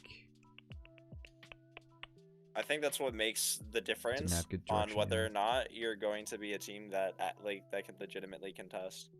Personally, like, yeah. I think the teams that have like junglers that can actually compete, those are going to be the teams that can actually like do well in the tournament. And I think that if your jungler kind of just gets outclassed, you're going to have a really shit time. Like, there's not much else to talk about with this one. Perma jungle side, but like not as a meme. Yeah. Viper burning flash there because he can. Oh my god, he just doesn't have any respect. He actually gets out. Yeah, Morgan, you did miss us going over wildcards. Dude, Game 3 for you guys was actually tragic. I'm sorry. It was 1 or 2 micro plays from going your way, actually. AFX. Just make sure that your guys actually grab the Herald next time. Earn a play for jungle back then? Yeah, yeah. You guys had a good showing. You guys played well, so. Yeah. We stand ADFX and wildcard in this yeah. stream. Your matchup for the next... Who do you guys play next?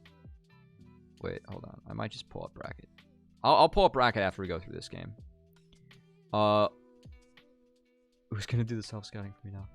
The other point I wanted to mention is that we did see a synchronized port from both TK and TF, which we never see out of these teams.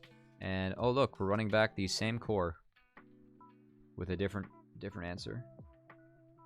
Have Noorg won a game that's been plus 35 minutes? Don't know. Probably not. That's stats. I don't do that shit. But probably not. I mean, no, Norg is very feast or famine from the games that I've seen. Maybe one or two, just because of how many games were played in amateur. But yeah, they win fast or they don't win. Their games are fast. For better or for worse. EGP or IM2. You guys match up okay against both those teams. If I were you, I know Prussian said that he thinks they're pretty scary, which I agree with, but I actually think that EGP can win that matchup. Okay.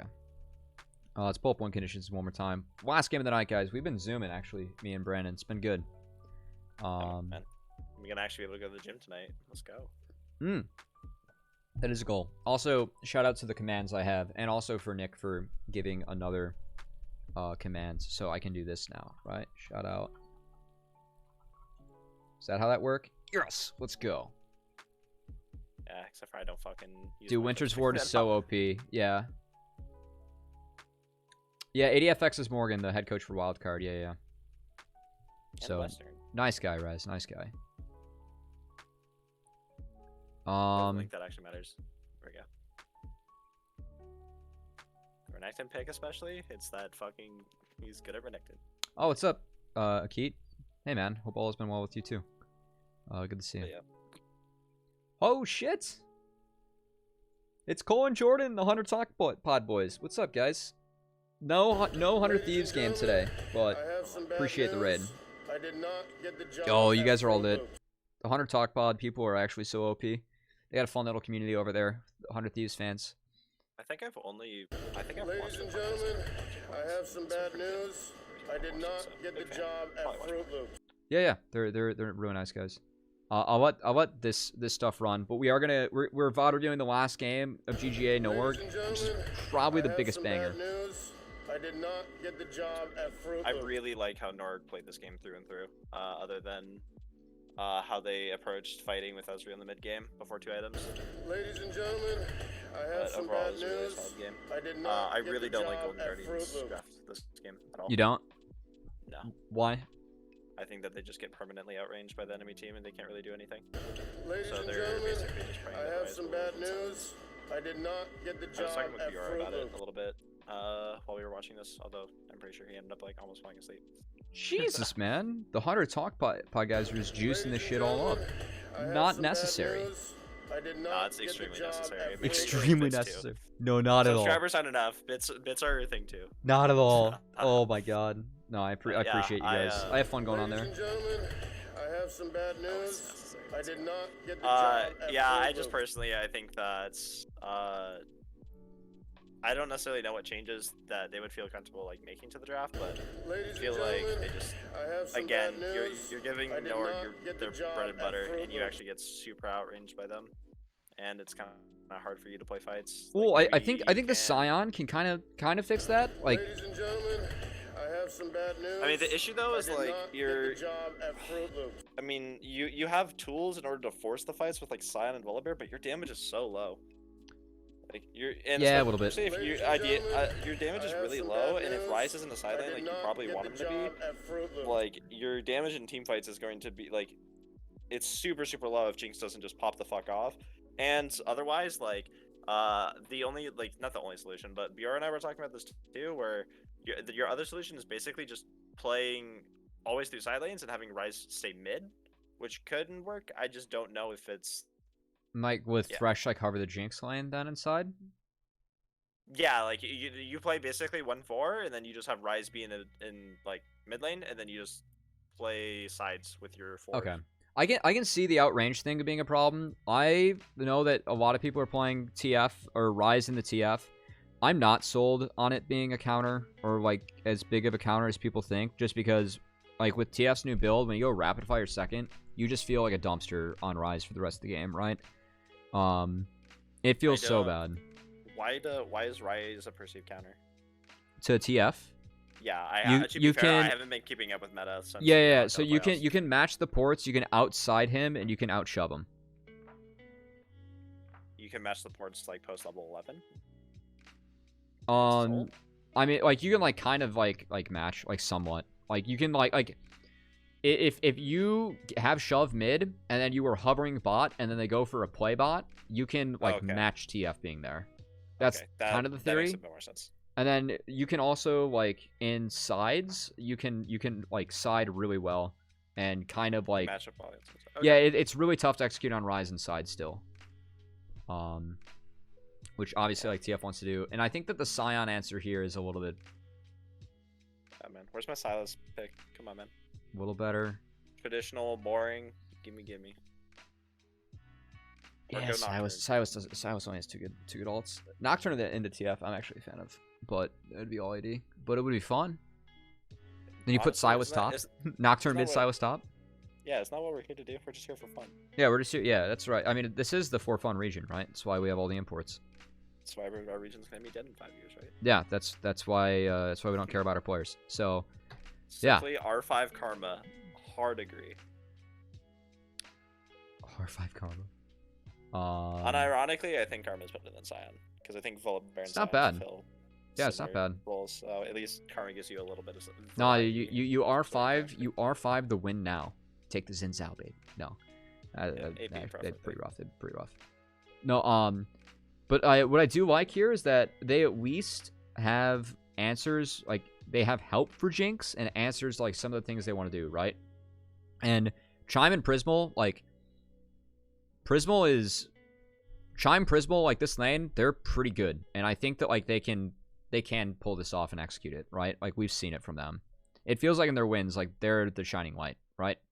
Like it's kind of everyone's like playing like to their tune when we see Golden Guardians win. Yep.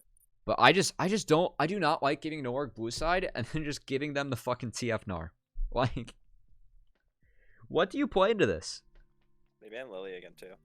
Yeah, like, get rid of Udyr. Like, please. Or, like, I know that Tristana's not a dream to get over, but, like, they don't want to play Tristana. I promise you. The value is perma Ezreal Senna duty. Yeah. Yeah. And they're banning Hecarim. Like, they're first banning Hecarim. They want to pick Gnar. That is they want to pick Udyr. That is the dream. So, yeah. But I do like the Thresh Jinx. I feel like that's better. Like, you can at least do some things, right? You can answer the Rel Gnar jumps. The box is really good against Udyr. And the Lantern, you can at least, like, help out Prismal, right? And if Prismal goes LDR second, it's not brutal. Like, it's bad, but it's not brutal. So, yeah.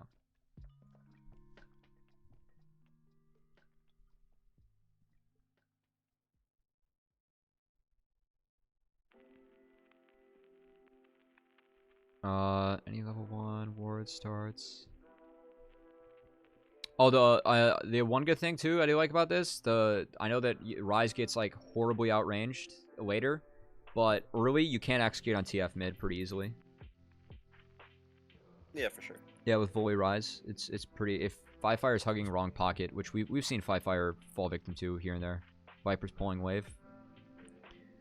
Oh man, Viper's so good. MVP. I forget, on your list, did you have him as your MVP or no? Yeah, I had Viper's my MVP.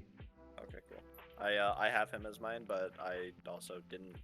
I haven't been watching nearly as much games, so I want to make sure I was. The only right answers were Viper and It was like you couldn't really argue anything else with me.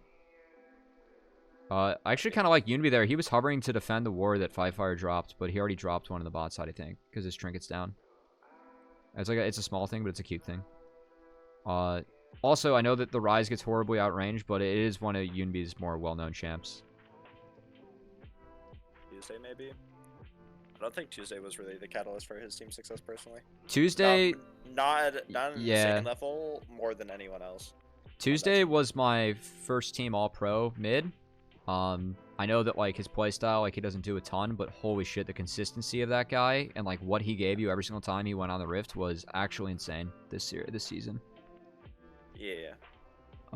Okay, Yunbi spotted out Rel Roam. So they killed the ward. Okay.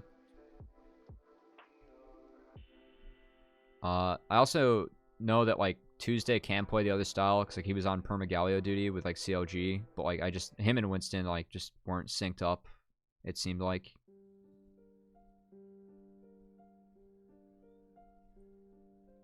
I think Winston was showing some growth, but it was only towards helping Dokla. I don't know. I just feel so bad for those guys in that situation. It's shit.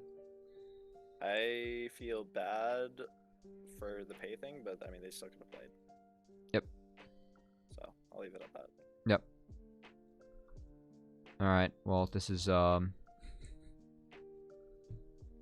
gang counter tower dude, level fucking 3, level 5 round. timings, man. They do this every game, and no team's been able to beat it. It's just too good.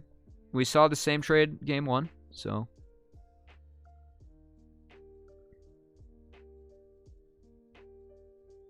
You would be happy to know, Raz, I did have Gorka as my first team AD as well. It was only like for the amateur teams. It was actually pretty close between him and Shiro, but we gave Gorka the nod.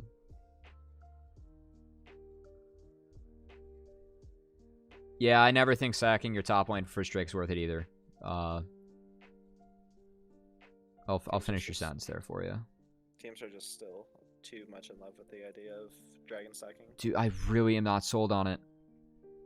I think when you're playing and one mistake, like when you're playing bad teams, right? Or like you yourself are a bad team and can't be consistent, then sure, go for it. Like at Bethany when we first started, that's how we won every game, right? Like we would literally just have back before Freeze was there and Hollywood was mid. I remember when we played teams that like there's no way in hell that we should ever win, right? Like I don't want to name names because they were best of ones, they don't really matter, but oh, I know exactly who you're talking about. Anyway, yeah, you just you pull the timer off and they're expecting it, and then you just start stacking Drakes. Yeah, exactly. Like you just when you're playing like and teams aren't as like established or like they're not as consistent, then it's fine and you can just do it easily. But like when you're actually like playing at like this level where like players are good enough to like that you should be able to execute on stuff, like right? Like if you draft or you plan in a way and you path in a way that's like, okay, we're gonna set up and stack a wave and then dive top lane, like it's almost always going to be more valuable than just saying, okay, we hope at 28 minutes we coin flip a dragon that will help us win the game, right? Yep. So I don't know. I hope teams adjust to that like sooner rather than later. Yeah, I think that like nearly in every single comp that I like see or like have like right now, I just think that like prioritizing any way that you can get the most amount of gold in your pockets early is the way to go. And I really don't think the early dragons matter. Like if you have 2 of your jungle camps up on that side of the map, I would rather have the jungler do those than take dragon. If it's free, go for it. If not, leave that shit alone. Yeah. I only want to see that shit taken if it's free. But yeah, so Chime literally walks up while TF isn't showing on a wave, and then they just fucking insta-port and kill him. Feels bad. Where did TF ult from base? Nope, he was walking TP back from base. Yeah, he TP'd. Oh, I was gonna say, like, if he was Feels even bad. in ult range, that's even more egregious. Yeah. So they called it on reset. That was pretty greedy from Chime trying to can't like stall reset timers. I think that like overcommitting to the Rift Herald 2 is like the worst mistake we've seen in amateur like all year. Oh my god, they're gonna do it on Prismal now too. Oh, the Landstorm is so close to being there. Okay, well, they get big. No gold goes over to Prismal for that, and he loses double wave. That's actually... that's a pretty big mistake coming out from Golden Guardians. I can't believe that they make a game out of this, too, after this. Like, this is a pretty rough start. To be fair, the reason that they make a game out of this is not... I don't think it's because Good of play. Golden Guardians. Okay. I think it's specifically, like, you'll notice, Noark just decides to take so many skirmishes. Pre-Ezreal 2 items, and I think it's like super egregious. Five fire, Five fire, please. No. Why are we walking in here? Go around. You have your jungler and support on the other side. Just walk around. Oh no. Oh no. Oh, it gets worse. Okay, never mind. Five fire, you're a mind controlling beast.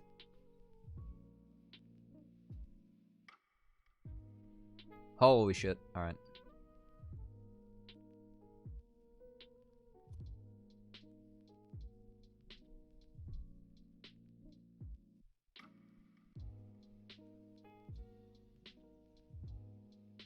Or are you being a little bit too cocky while the jungler's on the top side of the map? They still get the turn off and it still ends up being okay. Arguably okay. Not the best. Okay, kind of bad. Okay. I mean, it's something. This is a big commit. It's a good play.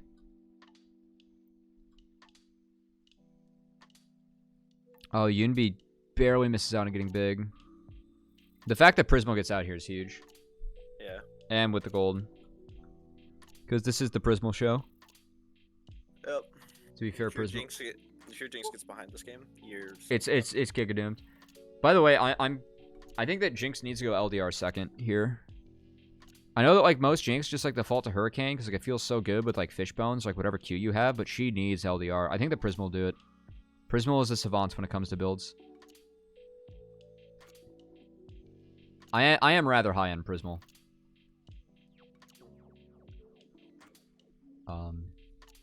Slight bias because Prismo is a very nice guy, but I think he showed up pretty well with his team, and like he is the oldest member, right? So No idea. I mean, Rosethorn's young. Tally. well, I don't know oldest how old. in terms of experience in NA. Tally has more, but I think he's like main shot caller actually at his role, which is kind of nuts for these guys. It can work sometimes. Yeah, I mean they. I think for us over at Bethany, I think our AD, like, after a while, he ended up being just as much of a shot caller as our jungler, if not more than anyone else on the team. It's actually really interesting to see. Oh. So Nora get caught going for two things at once now. They could take an extra plate off mid and just seed this and keep funneling gold instead of trying to punish.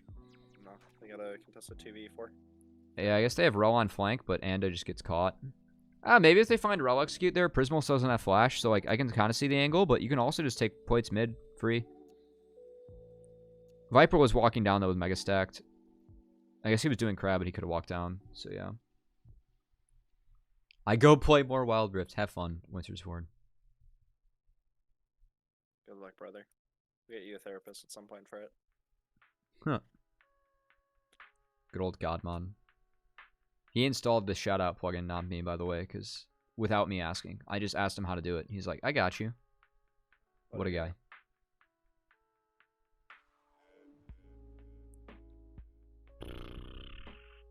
So because of that TP, Tally's still a little bit far behind. If Viper's gotten 3 points, it's pretty good. Yeah. Stride Breaker nerfs looking real OP.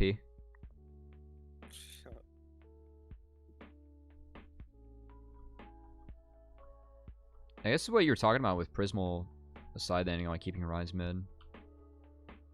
Yeah. Oh, Yunbi survives because of Lantern. That probably shouldn't have gone that way for GG, but it was a really nice ult from Prismal. And it was a good Lantern to get Yunbi out. Oh my god, Chime? Excuse me? Nice flash from Value. Okay. Yeah, so here's kind of like the issue, and this might just be my opinion on it. I think what you're going to see is that NoOrg is opting into a lot of like 3v3, 4v4 type skirmishes when their Ezreal is not like in a position to really be contesting it. Like Ezreal will be on like one item or like item plus components, and then they still are opting into like team fights that are even or in favor of Golden Guardians. And Ryze is going to be significantly more useful this game because his build isn't going to be as bad. Right, I feel like if you just wait for rapid fire, you just don't lose. Like if you get rapid fire cannon on TF, like you just win the game. Yeah, I mean, I think the 2 item power spikes for both TF and Ezreal are like going to be insane this game, so you shouldn't opt into anything too crazy. That's a huge ult from Prismal from back there. That actually is what turns it. Real nice comms. So now they have Yunbi inside. So the good thing is that they can take 3 waves here. And at least contest like a little bit more, because I know that Sion doesn't win that side lane, but like you can't, it's harder to shove them out at least. Take 3 waves or play 3 lanes? Like they can farm three lanes, right? Okay. Yeah. I just want to make sure that I definitely butt fumbled my words there. No, you're good. Caster, by the way. It's okay. Retired, by the way. Haha. Even though everyone thinks I'm coaching for TS, I'm amateur now. That was a nice meme. It got me. It was so just really interesting because Rostar I gets actually shipped. didn't expect it to pop. I didn't expect people to fall for it like at all. Yeah. It's better than the other ones. I get Rafa's cursed April Fool's Day post. Nah, man, you're not ready for Rafa's OnlyFans, dude. Wait, Rosie, why are we walking in here? Like, I know the dragon's up, but like, why are we walking in blind? We just don't need to. Just really, really want this dragon, but they don't have proper setup for it. Yeah. Kind of rough. Can't you just trade it for Rift? Like, you already lost the setup to it. No, they might view it as their only way of actually playing the game later because they get outranged again. Oh boy, here comes Unity though. Yeah. Wait, Unity just went off. Holy shit. Holy smokes. Okay. They needed Scion TP for the setup. I don't know why they're holding it. Yeah, they needed to overload the wave before. Well, it's because Unity, they walked into Rise. So if Big's in range to follow this up, I think it's good. But since he isn't, yeah, Rise happens. Like Fire and value trying to trade onto that is completely unnecessary, personally. Yep, no, it is. Like, if Big can follow up and they can change CC and kill him, it's good. But Unity loses 1,000 HP and takes 3 health bars with him. So, I mean, at that point, like you have Twisted Fate on not even Mythic at that point, and then you have Ezreal on 1 item, so it's like. Still. Oh, no, okay, so TF has a mistake, but like I still don't think that you're ever gonna one-shot a Rise at this point. This is still like really rough setup from GG because. Oh yeah, for sure. Rise top's fine, but like Scion just ate a wave and he's basing here, right? And so you want like he shouldn't even be TP'd on this wave. He should have been TP'd on the last one, like the one before Mountain spawns, right? And then you can kind of contest. And instead, they're just kind of like Rosethorn's like, all right, here's my HP bar. You can take it in this brush, but I'm gonna walk in here and it's gonna be cool. Yeah. And then Five Fire is like, yo guys, I found Yunbi, and it's like, where is like, everyone? Please get the fuck off me. Also, value miss Q on stun target feels bad, man, and we missed gold card. Yeah, value was getting was missing quite a few skill shots this game. Yep, that's an oops. At least early. Yep, a little bit of an oops. So, micro play led into that being a bigger punish than what it should have been, but also like that's the fact Golden Guardians gets this dragon is actually pretty bad. I mean, like it's good for them, but like it was not good play. They didn't earn the drag, you know. Yeah. That's kind of what I was saying. Is like a lot of this is just nowhere making mistakes rather than like Golden Guardians playing like out of their mind. Also, Brandon, look at game score. Nice. I fucking hate you, dude. Kidding. What? See, man, this is like, dude, this is the shit that like concerns me because like I know that like these guys like have egos. Like, you've heard Five Fire in an interview. Like the guy obviously like has an ego, but like Viper like has like a bit of an ego, and like they've somewhat earned it. But like that fight is so grief. They specify that having an ego is not necessarily a bad thing. I mean, like they get Prismal's Flash, which is a big cooldown, but okay, yeah, they aren't able to take him. Like you can't walk through that turret yet, and Yunbi is not in the death chamber. Maybe they want to Five Fire to TP, but like he's on the wave. I don't know. I don't know, man. I just freaked. Yeah, it was pretty grief. Holy shit. That's mental damage right there. Also, that side wave crashed, so Tally won that trade. He burned alt into Five Fire. But it's alright, Brandon. We got RFC completed on TF. And Miraman is coming up next. Right. I need Ezreal to hit 2 items before we start fighting again, please. And then now we brawl. Four sets of CDR boots on Nowhere side, by the way. Balanced. Balanced. I think that TF should go Merc Treads again this game. I know it's OP first base, but into Volibear and into Rise. You know what? Actually, it's fine on him. I think Udyr should go Mercs for sure, though. Udyr should go Mercs for sure. TF, I'm not as necessary, but yeah. Just being overbuilt. So what are they using Rift here for? Baron Prio? Maybe. Was it expiring? I didn't see. Probably. Otherwise otherwise. I don't know. Oh my god. Wait, Prismal.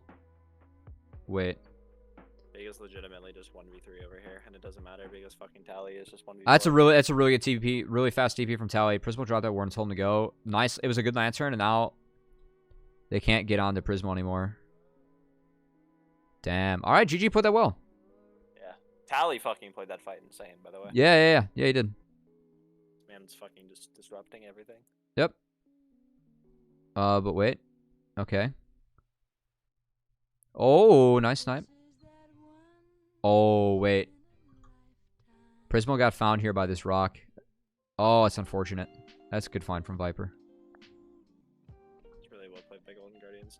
Yeah, no, they play it real well. This is the first part of the game, by the way, that I actually felt like Golden Guardians should have was gonna win the game, because I still think. Oh, this later, is a great game state for him. Yeah, I think up until this point, you still have this world where Nor can their ability to outrange matters more, but now you're getting to the part where it's like, oh shit, well, you don't really have anyone to actually deal with the Rise, because you can't actually get it. Like, your range advantage is not gonna be enough to get rid of the Rise, because the Rise is so fucking far ahead at this point. Yeah, the one thing I'm worried about here is just the fact that Prismal doesn't have flash. But the True Shot Barrage goes wide. Everfrost is out from the TF. Unimi can still do his thing, and Viper pop Mega. So if they just wait this out, it should be okay. No, they don't wait it out. They control it. Yeah, they control it They control it okay.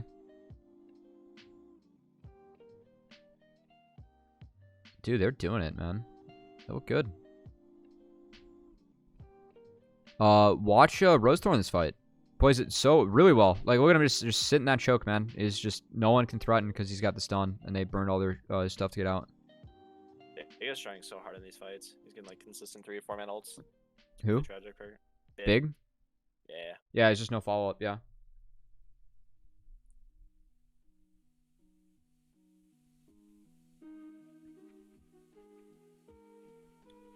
Damn. So I got Soul. They lost this game. Yep.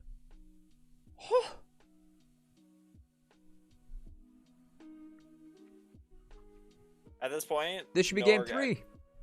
Yeah, it should be. But dude, my prediction should have been perfect on the day. Nope. Prismal. Fuck your prediction. Prismal, what the fuck? I actually don't know what.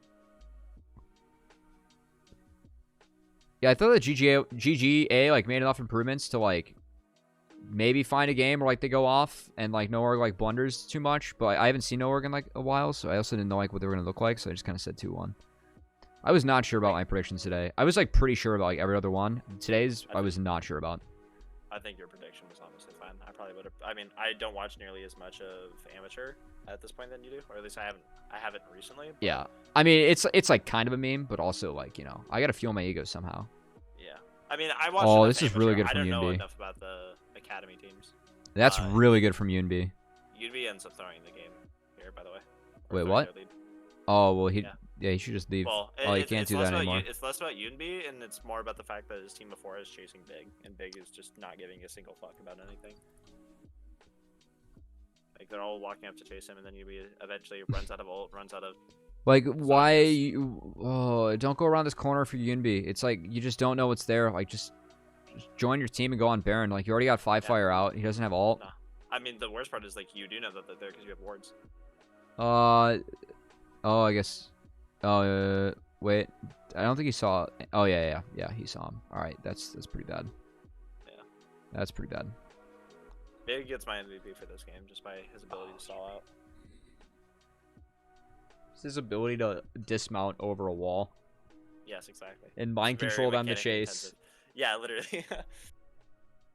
Mind control is a very important skill to have, man, okay? It is with the power of NA Amateur. We mind controlled Riot to have a Proving Grounds broadcast where we use the base overlay and then just paste like a couple of team logos on top of there. It's a great mind control. Yeah. When are you gonna mind control them to tweet out more?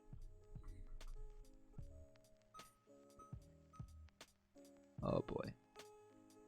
Someone say the Proving Grounds Viper podcast. Viper failed jump. Oh no, he? Oh, okay, flashes. It's fine. What can Prismal do this fight? Dude, Big is... Did Unity forget Zonia's Rise alt mechanic doesn't work? It kind of looks like that. It was a bit of a fumble. I'm pretty sure that's kind of what happened. It was a bit of a fumble. But Prismal, meanwhile.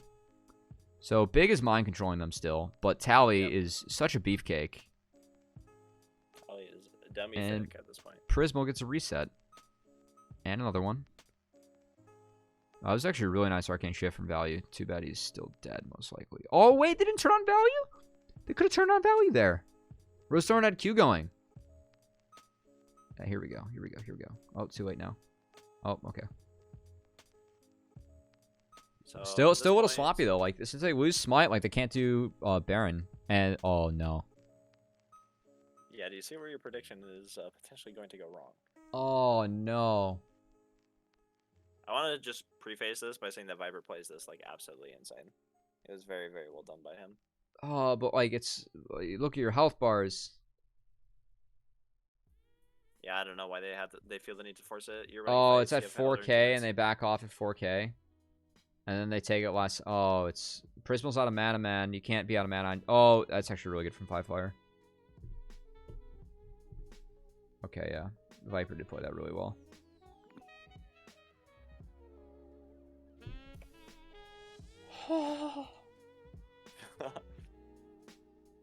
Golden Guardians, man. It's so close. Man. You gotta respect the Meganar. They could have based and picked up a triple wave in the bot lane, by the way. And then just like reset and started controlling Elder. But now they're gonna have to fight Elder down Baron buff. That's how they lose, ain't it?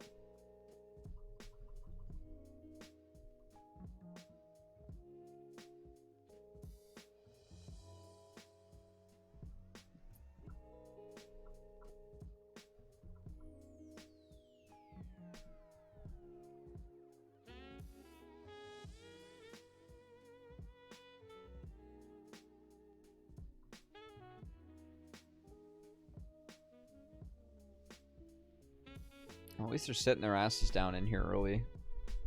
I think Tally needs to early TP to set up for this, as was pointed out earlier by former Golden Guardians coach Raz. By man, the myth, legend, Raz.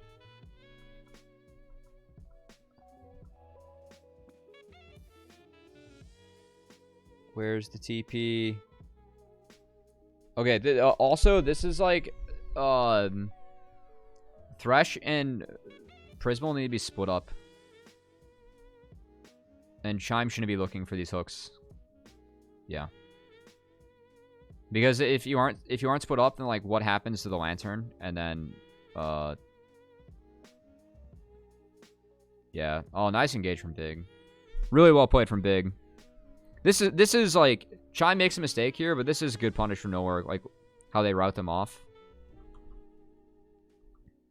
Tally needs to hold Q for Big here so he can't get off this, because that's Big. Fire hitting the gold card on the Jinx there is really good. Yeah, it was, but it was all set up by Big. Yeah, no, I mean, like yeah, I said, like Big gets my MVP this game for. He didn't really blue card that one, yeah. No, yeah. Big look real good in the rel. Big people like really slept on Big the split. Like I know that. Agreed. His timers to roam top were definitely part of the Viper Kingdom, like being real. And also, is this just game? Yeah, it's just game. And everyone's just like hyping up Zazel, and everyone's like, oh, you know, like Big's been in LCS, he's washed. Like, no, he's still pretty good. Oh, he ain't washed. Same with Winter. People still on the fucking idea that if you've played 3 games of Academy or whatever the fuck. Okay. Oh, dude, I'm actually kind of molding for Golden Guardians there. That's actually so unlucky. Yeah. Cool. All right, Brandon. Thanks for joining me, man. That was fun going over some of those games. Always a blast. Any shout-outs you want to give, or where can we follow you? Twitter at bcolumner if you want to just see me complain a lot. I do that very, very often. Other than that, go Bethany. Yeah, I mean, what's your mascot? I don't know, man. I don't live in Minnesota. They're like 85 degrees colder than I am right now. they're like 10 degrees. I'm like 85 over here in Arizona. Yeah, I mean, Bethany is. We're hoping to get a top 32 at-large bid for collegiate. Whether that happens, who knows? And if that happens, I still don't know if I'm going to be coaching them for nationals, but we'll see. Other than that, basically, yeah, I think that's it. How Just do follow those me on at-large Twitter. bids work? Because we didn't get ours. We didn't top. We're So probably out because we didn't top 3, but that so the way sucks. the way that it works is that there is a committee that's Riot decides, and that committee at the end of the year or after all of like playoffs is done and shits, the committee decides what 4 teams at large do they think are the most deserving. I can have like a mini conversation about this, but basically it's just that like uh it's basically going to come down to Michigan State is going to get one because Michigan State um they only lost to Maryville, so they're going to get one. And then Yeah. I think what's probably going to happen is that you're going to see schools or whoever's in the committee make a decision on whether they value giving one of the slots to Columbia, who went out 3-0 against Purdue in the same round that we went 3-2 against UIUC. But I think that'll be kind of interesting because depending on who's in the committee, you really don't want CC to not make playoffs as a full ride scholarship school. It looks really bad for collegiate investment as a whole. So I think what'll probably end up happening is that Michigan State will get one, and then CC will get one, and then you got 2 spots left for the entire country, and then maybe they want to give a third spot to the same, to the same group. Maybe they don't. Who knows? Yeah, we'll have to tune in to see what happens with that. But yeah. All right, Yeah, cool. we'll see. Yeah, all right, All right. I'm going to let you go then. I got some more housekeeping. I'm going to wrap up the stream in like 5 minutes. But I appreciate it, man. Thanks for coming on. And you guys can follow Colmer at Twitter, which is in the chat. So yeah. Thanks, man. Adios. Thanks for having me. Yeah. All right, sweet. Colmer's gone.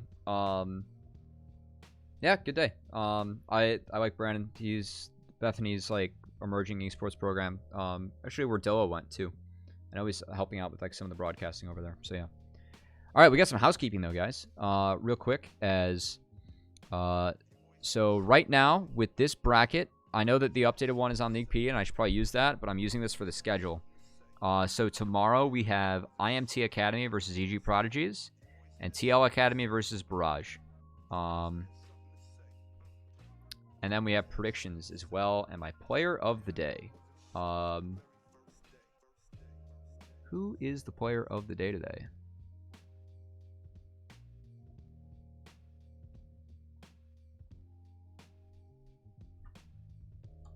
I want to give it to Lore, though, but, like...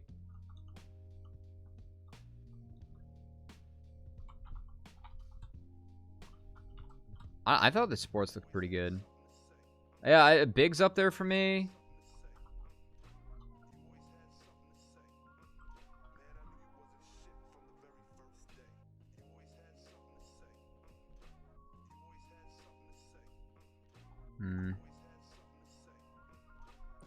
Probably one of those 4. Can't be Daption because they lost.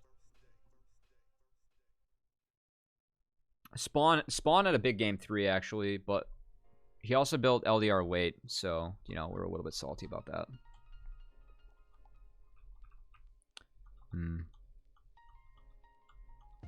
It's so hard to like give Big player the game when he plays Senate 2K. You know what? We'll give it to Big because he had the synced up port. And he had the sick rel engage that won him the game. So we'll give it to Big. The synced up TK and TF port, that's what does it for me. So that's my player of the day. The match is tomorrow. We've got can't read, apparently.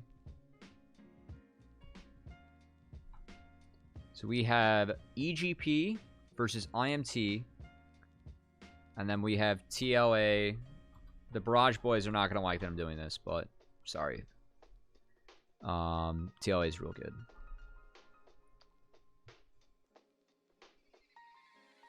I hear they have the hottest dudes in the entire region cast tomorrow. Yes, it is a Rafa Smacks cast tomorrow, ladies and gentlemen. You aren't casting tomorrow? Holy shit. Shit. What? Oh, God. Dude, what is my IMT EGP prediction?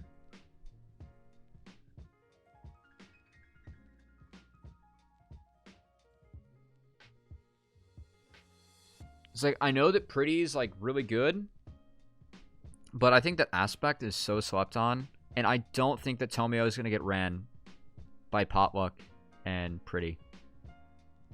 I think they can hang in there, and Shiro can do it.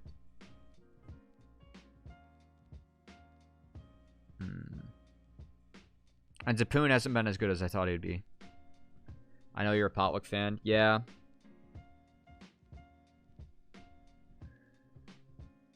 I haven't seen, like, I've seen IMT throw early games. And I know that EGP like, they were really, really good in amateur, like, playing the Herald swaps. And if they were not out hands, they won. And I don't know if IMT can out hands them, or if they blunder once or twice, if they're going to be able to play it out clean. Because I know that it's going to be early versus late. It's going to look a lot like what the EG FlyQuest series looked like, right? Like, IMT is going to be EG. It's like they're going to draft for that. And like, if they can break them, they win. And if not, then it goes sour.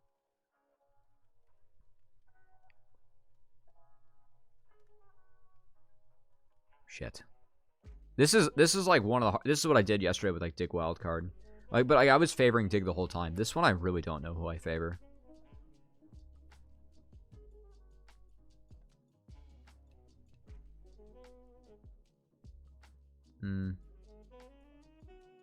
Fuck it, man.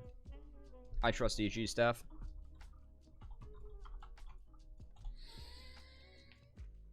It's gonna be a Shiro diff. That's what we're leaning on, guys. The 17-year-old's gonna come up big. We'll see. It's a little bit risky on my part, but we'll see. Okay. All right, that's gonna be it for me. We're gonna go raid Zeno, as he had a tough loss today. We're gonna go support the boy, but I think I follow Zeno. I don't. Well, give me. Is it Zeno League? What's? Oh yeah.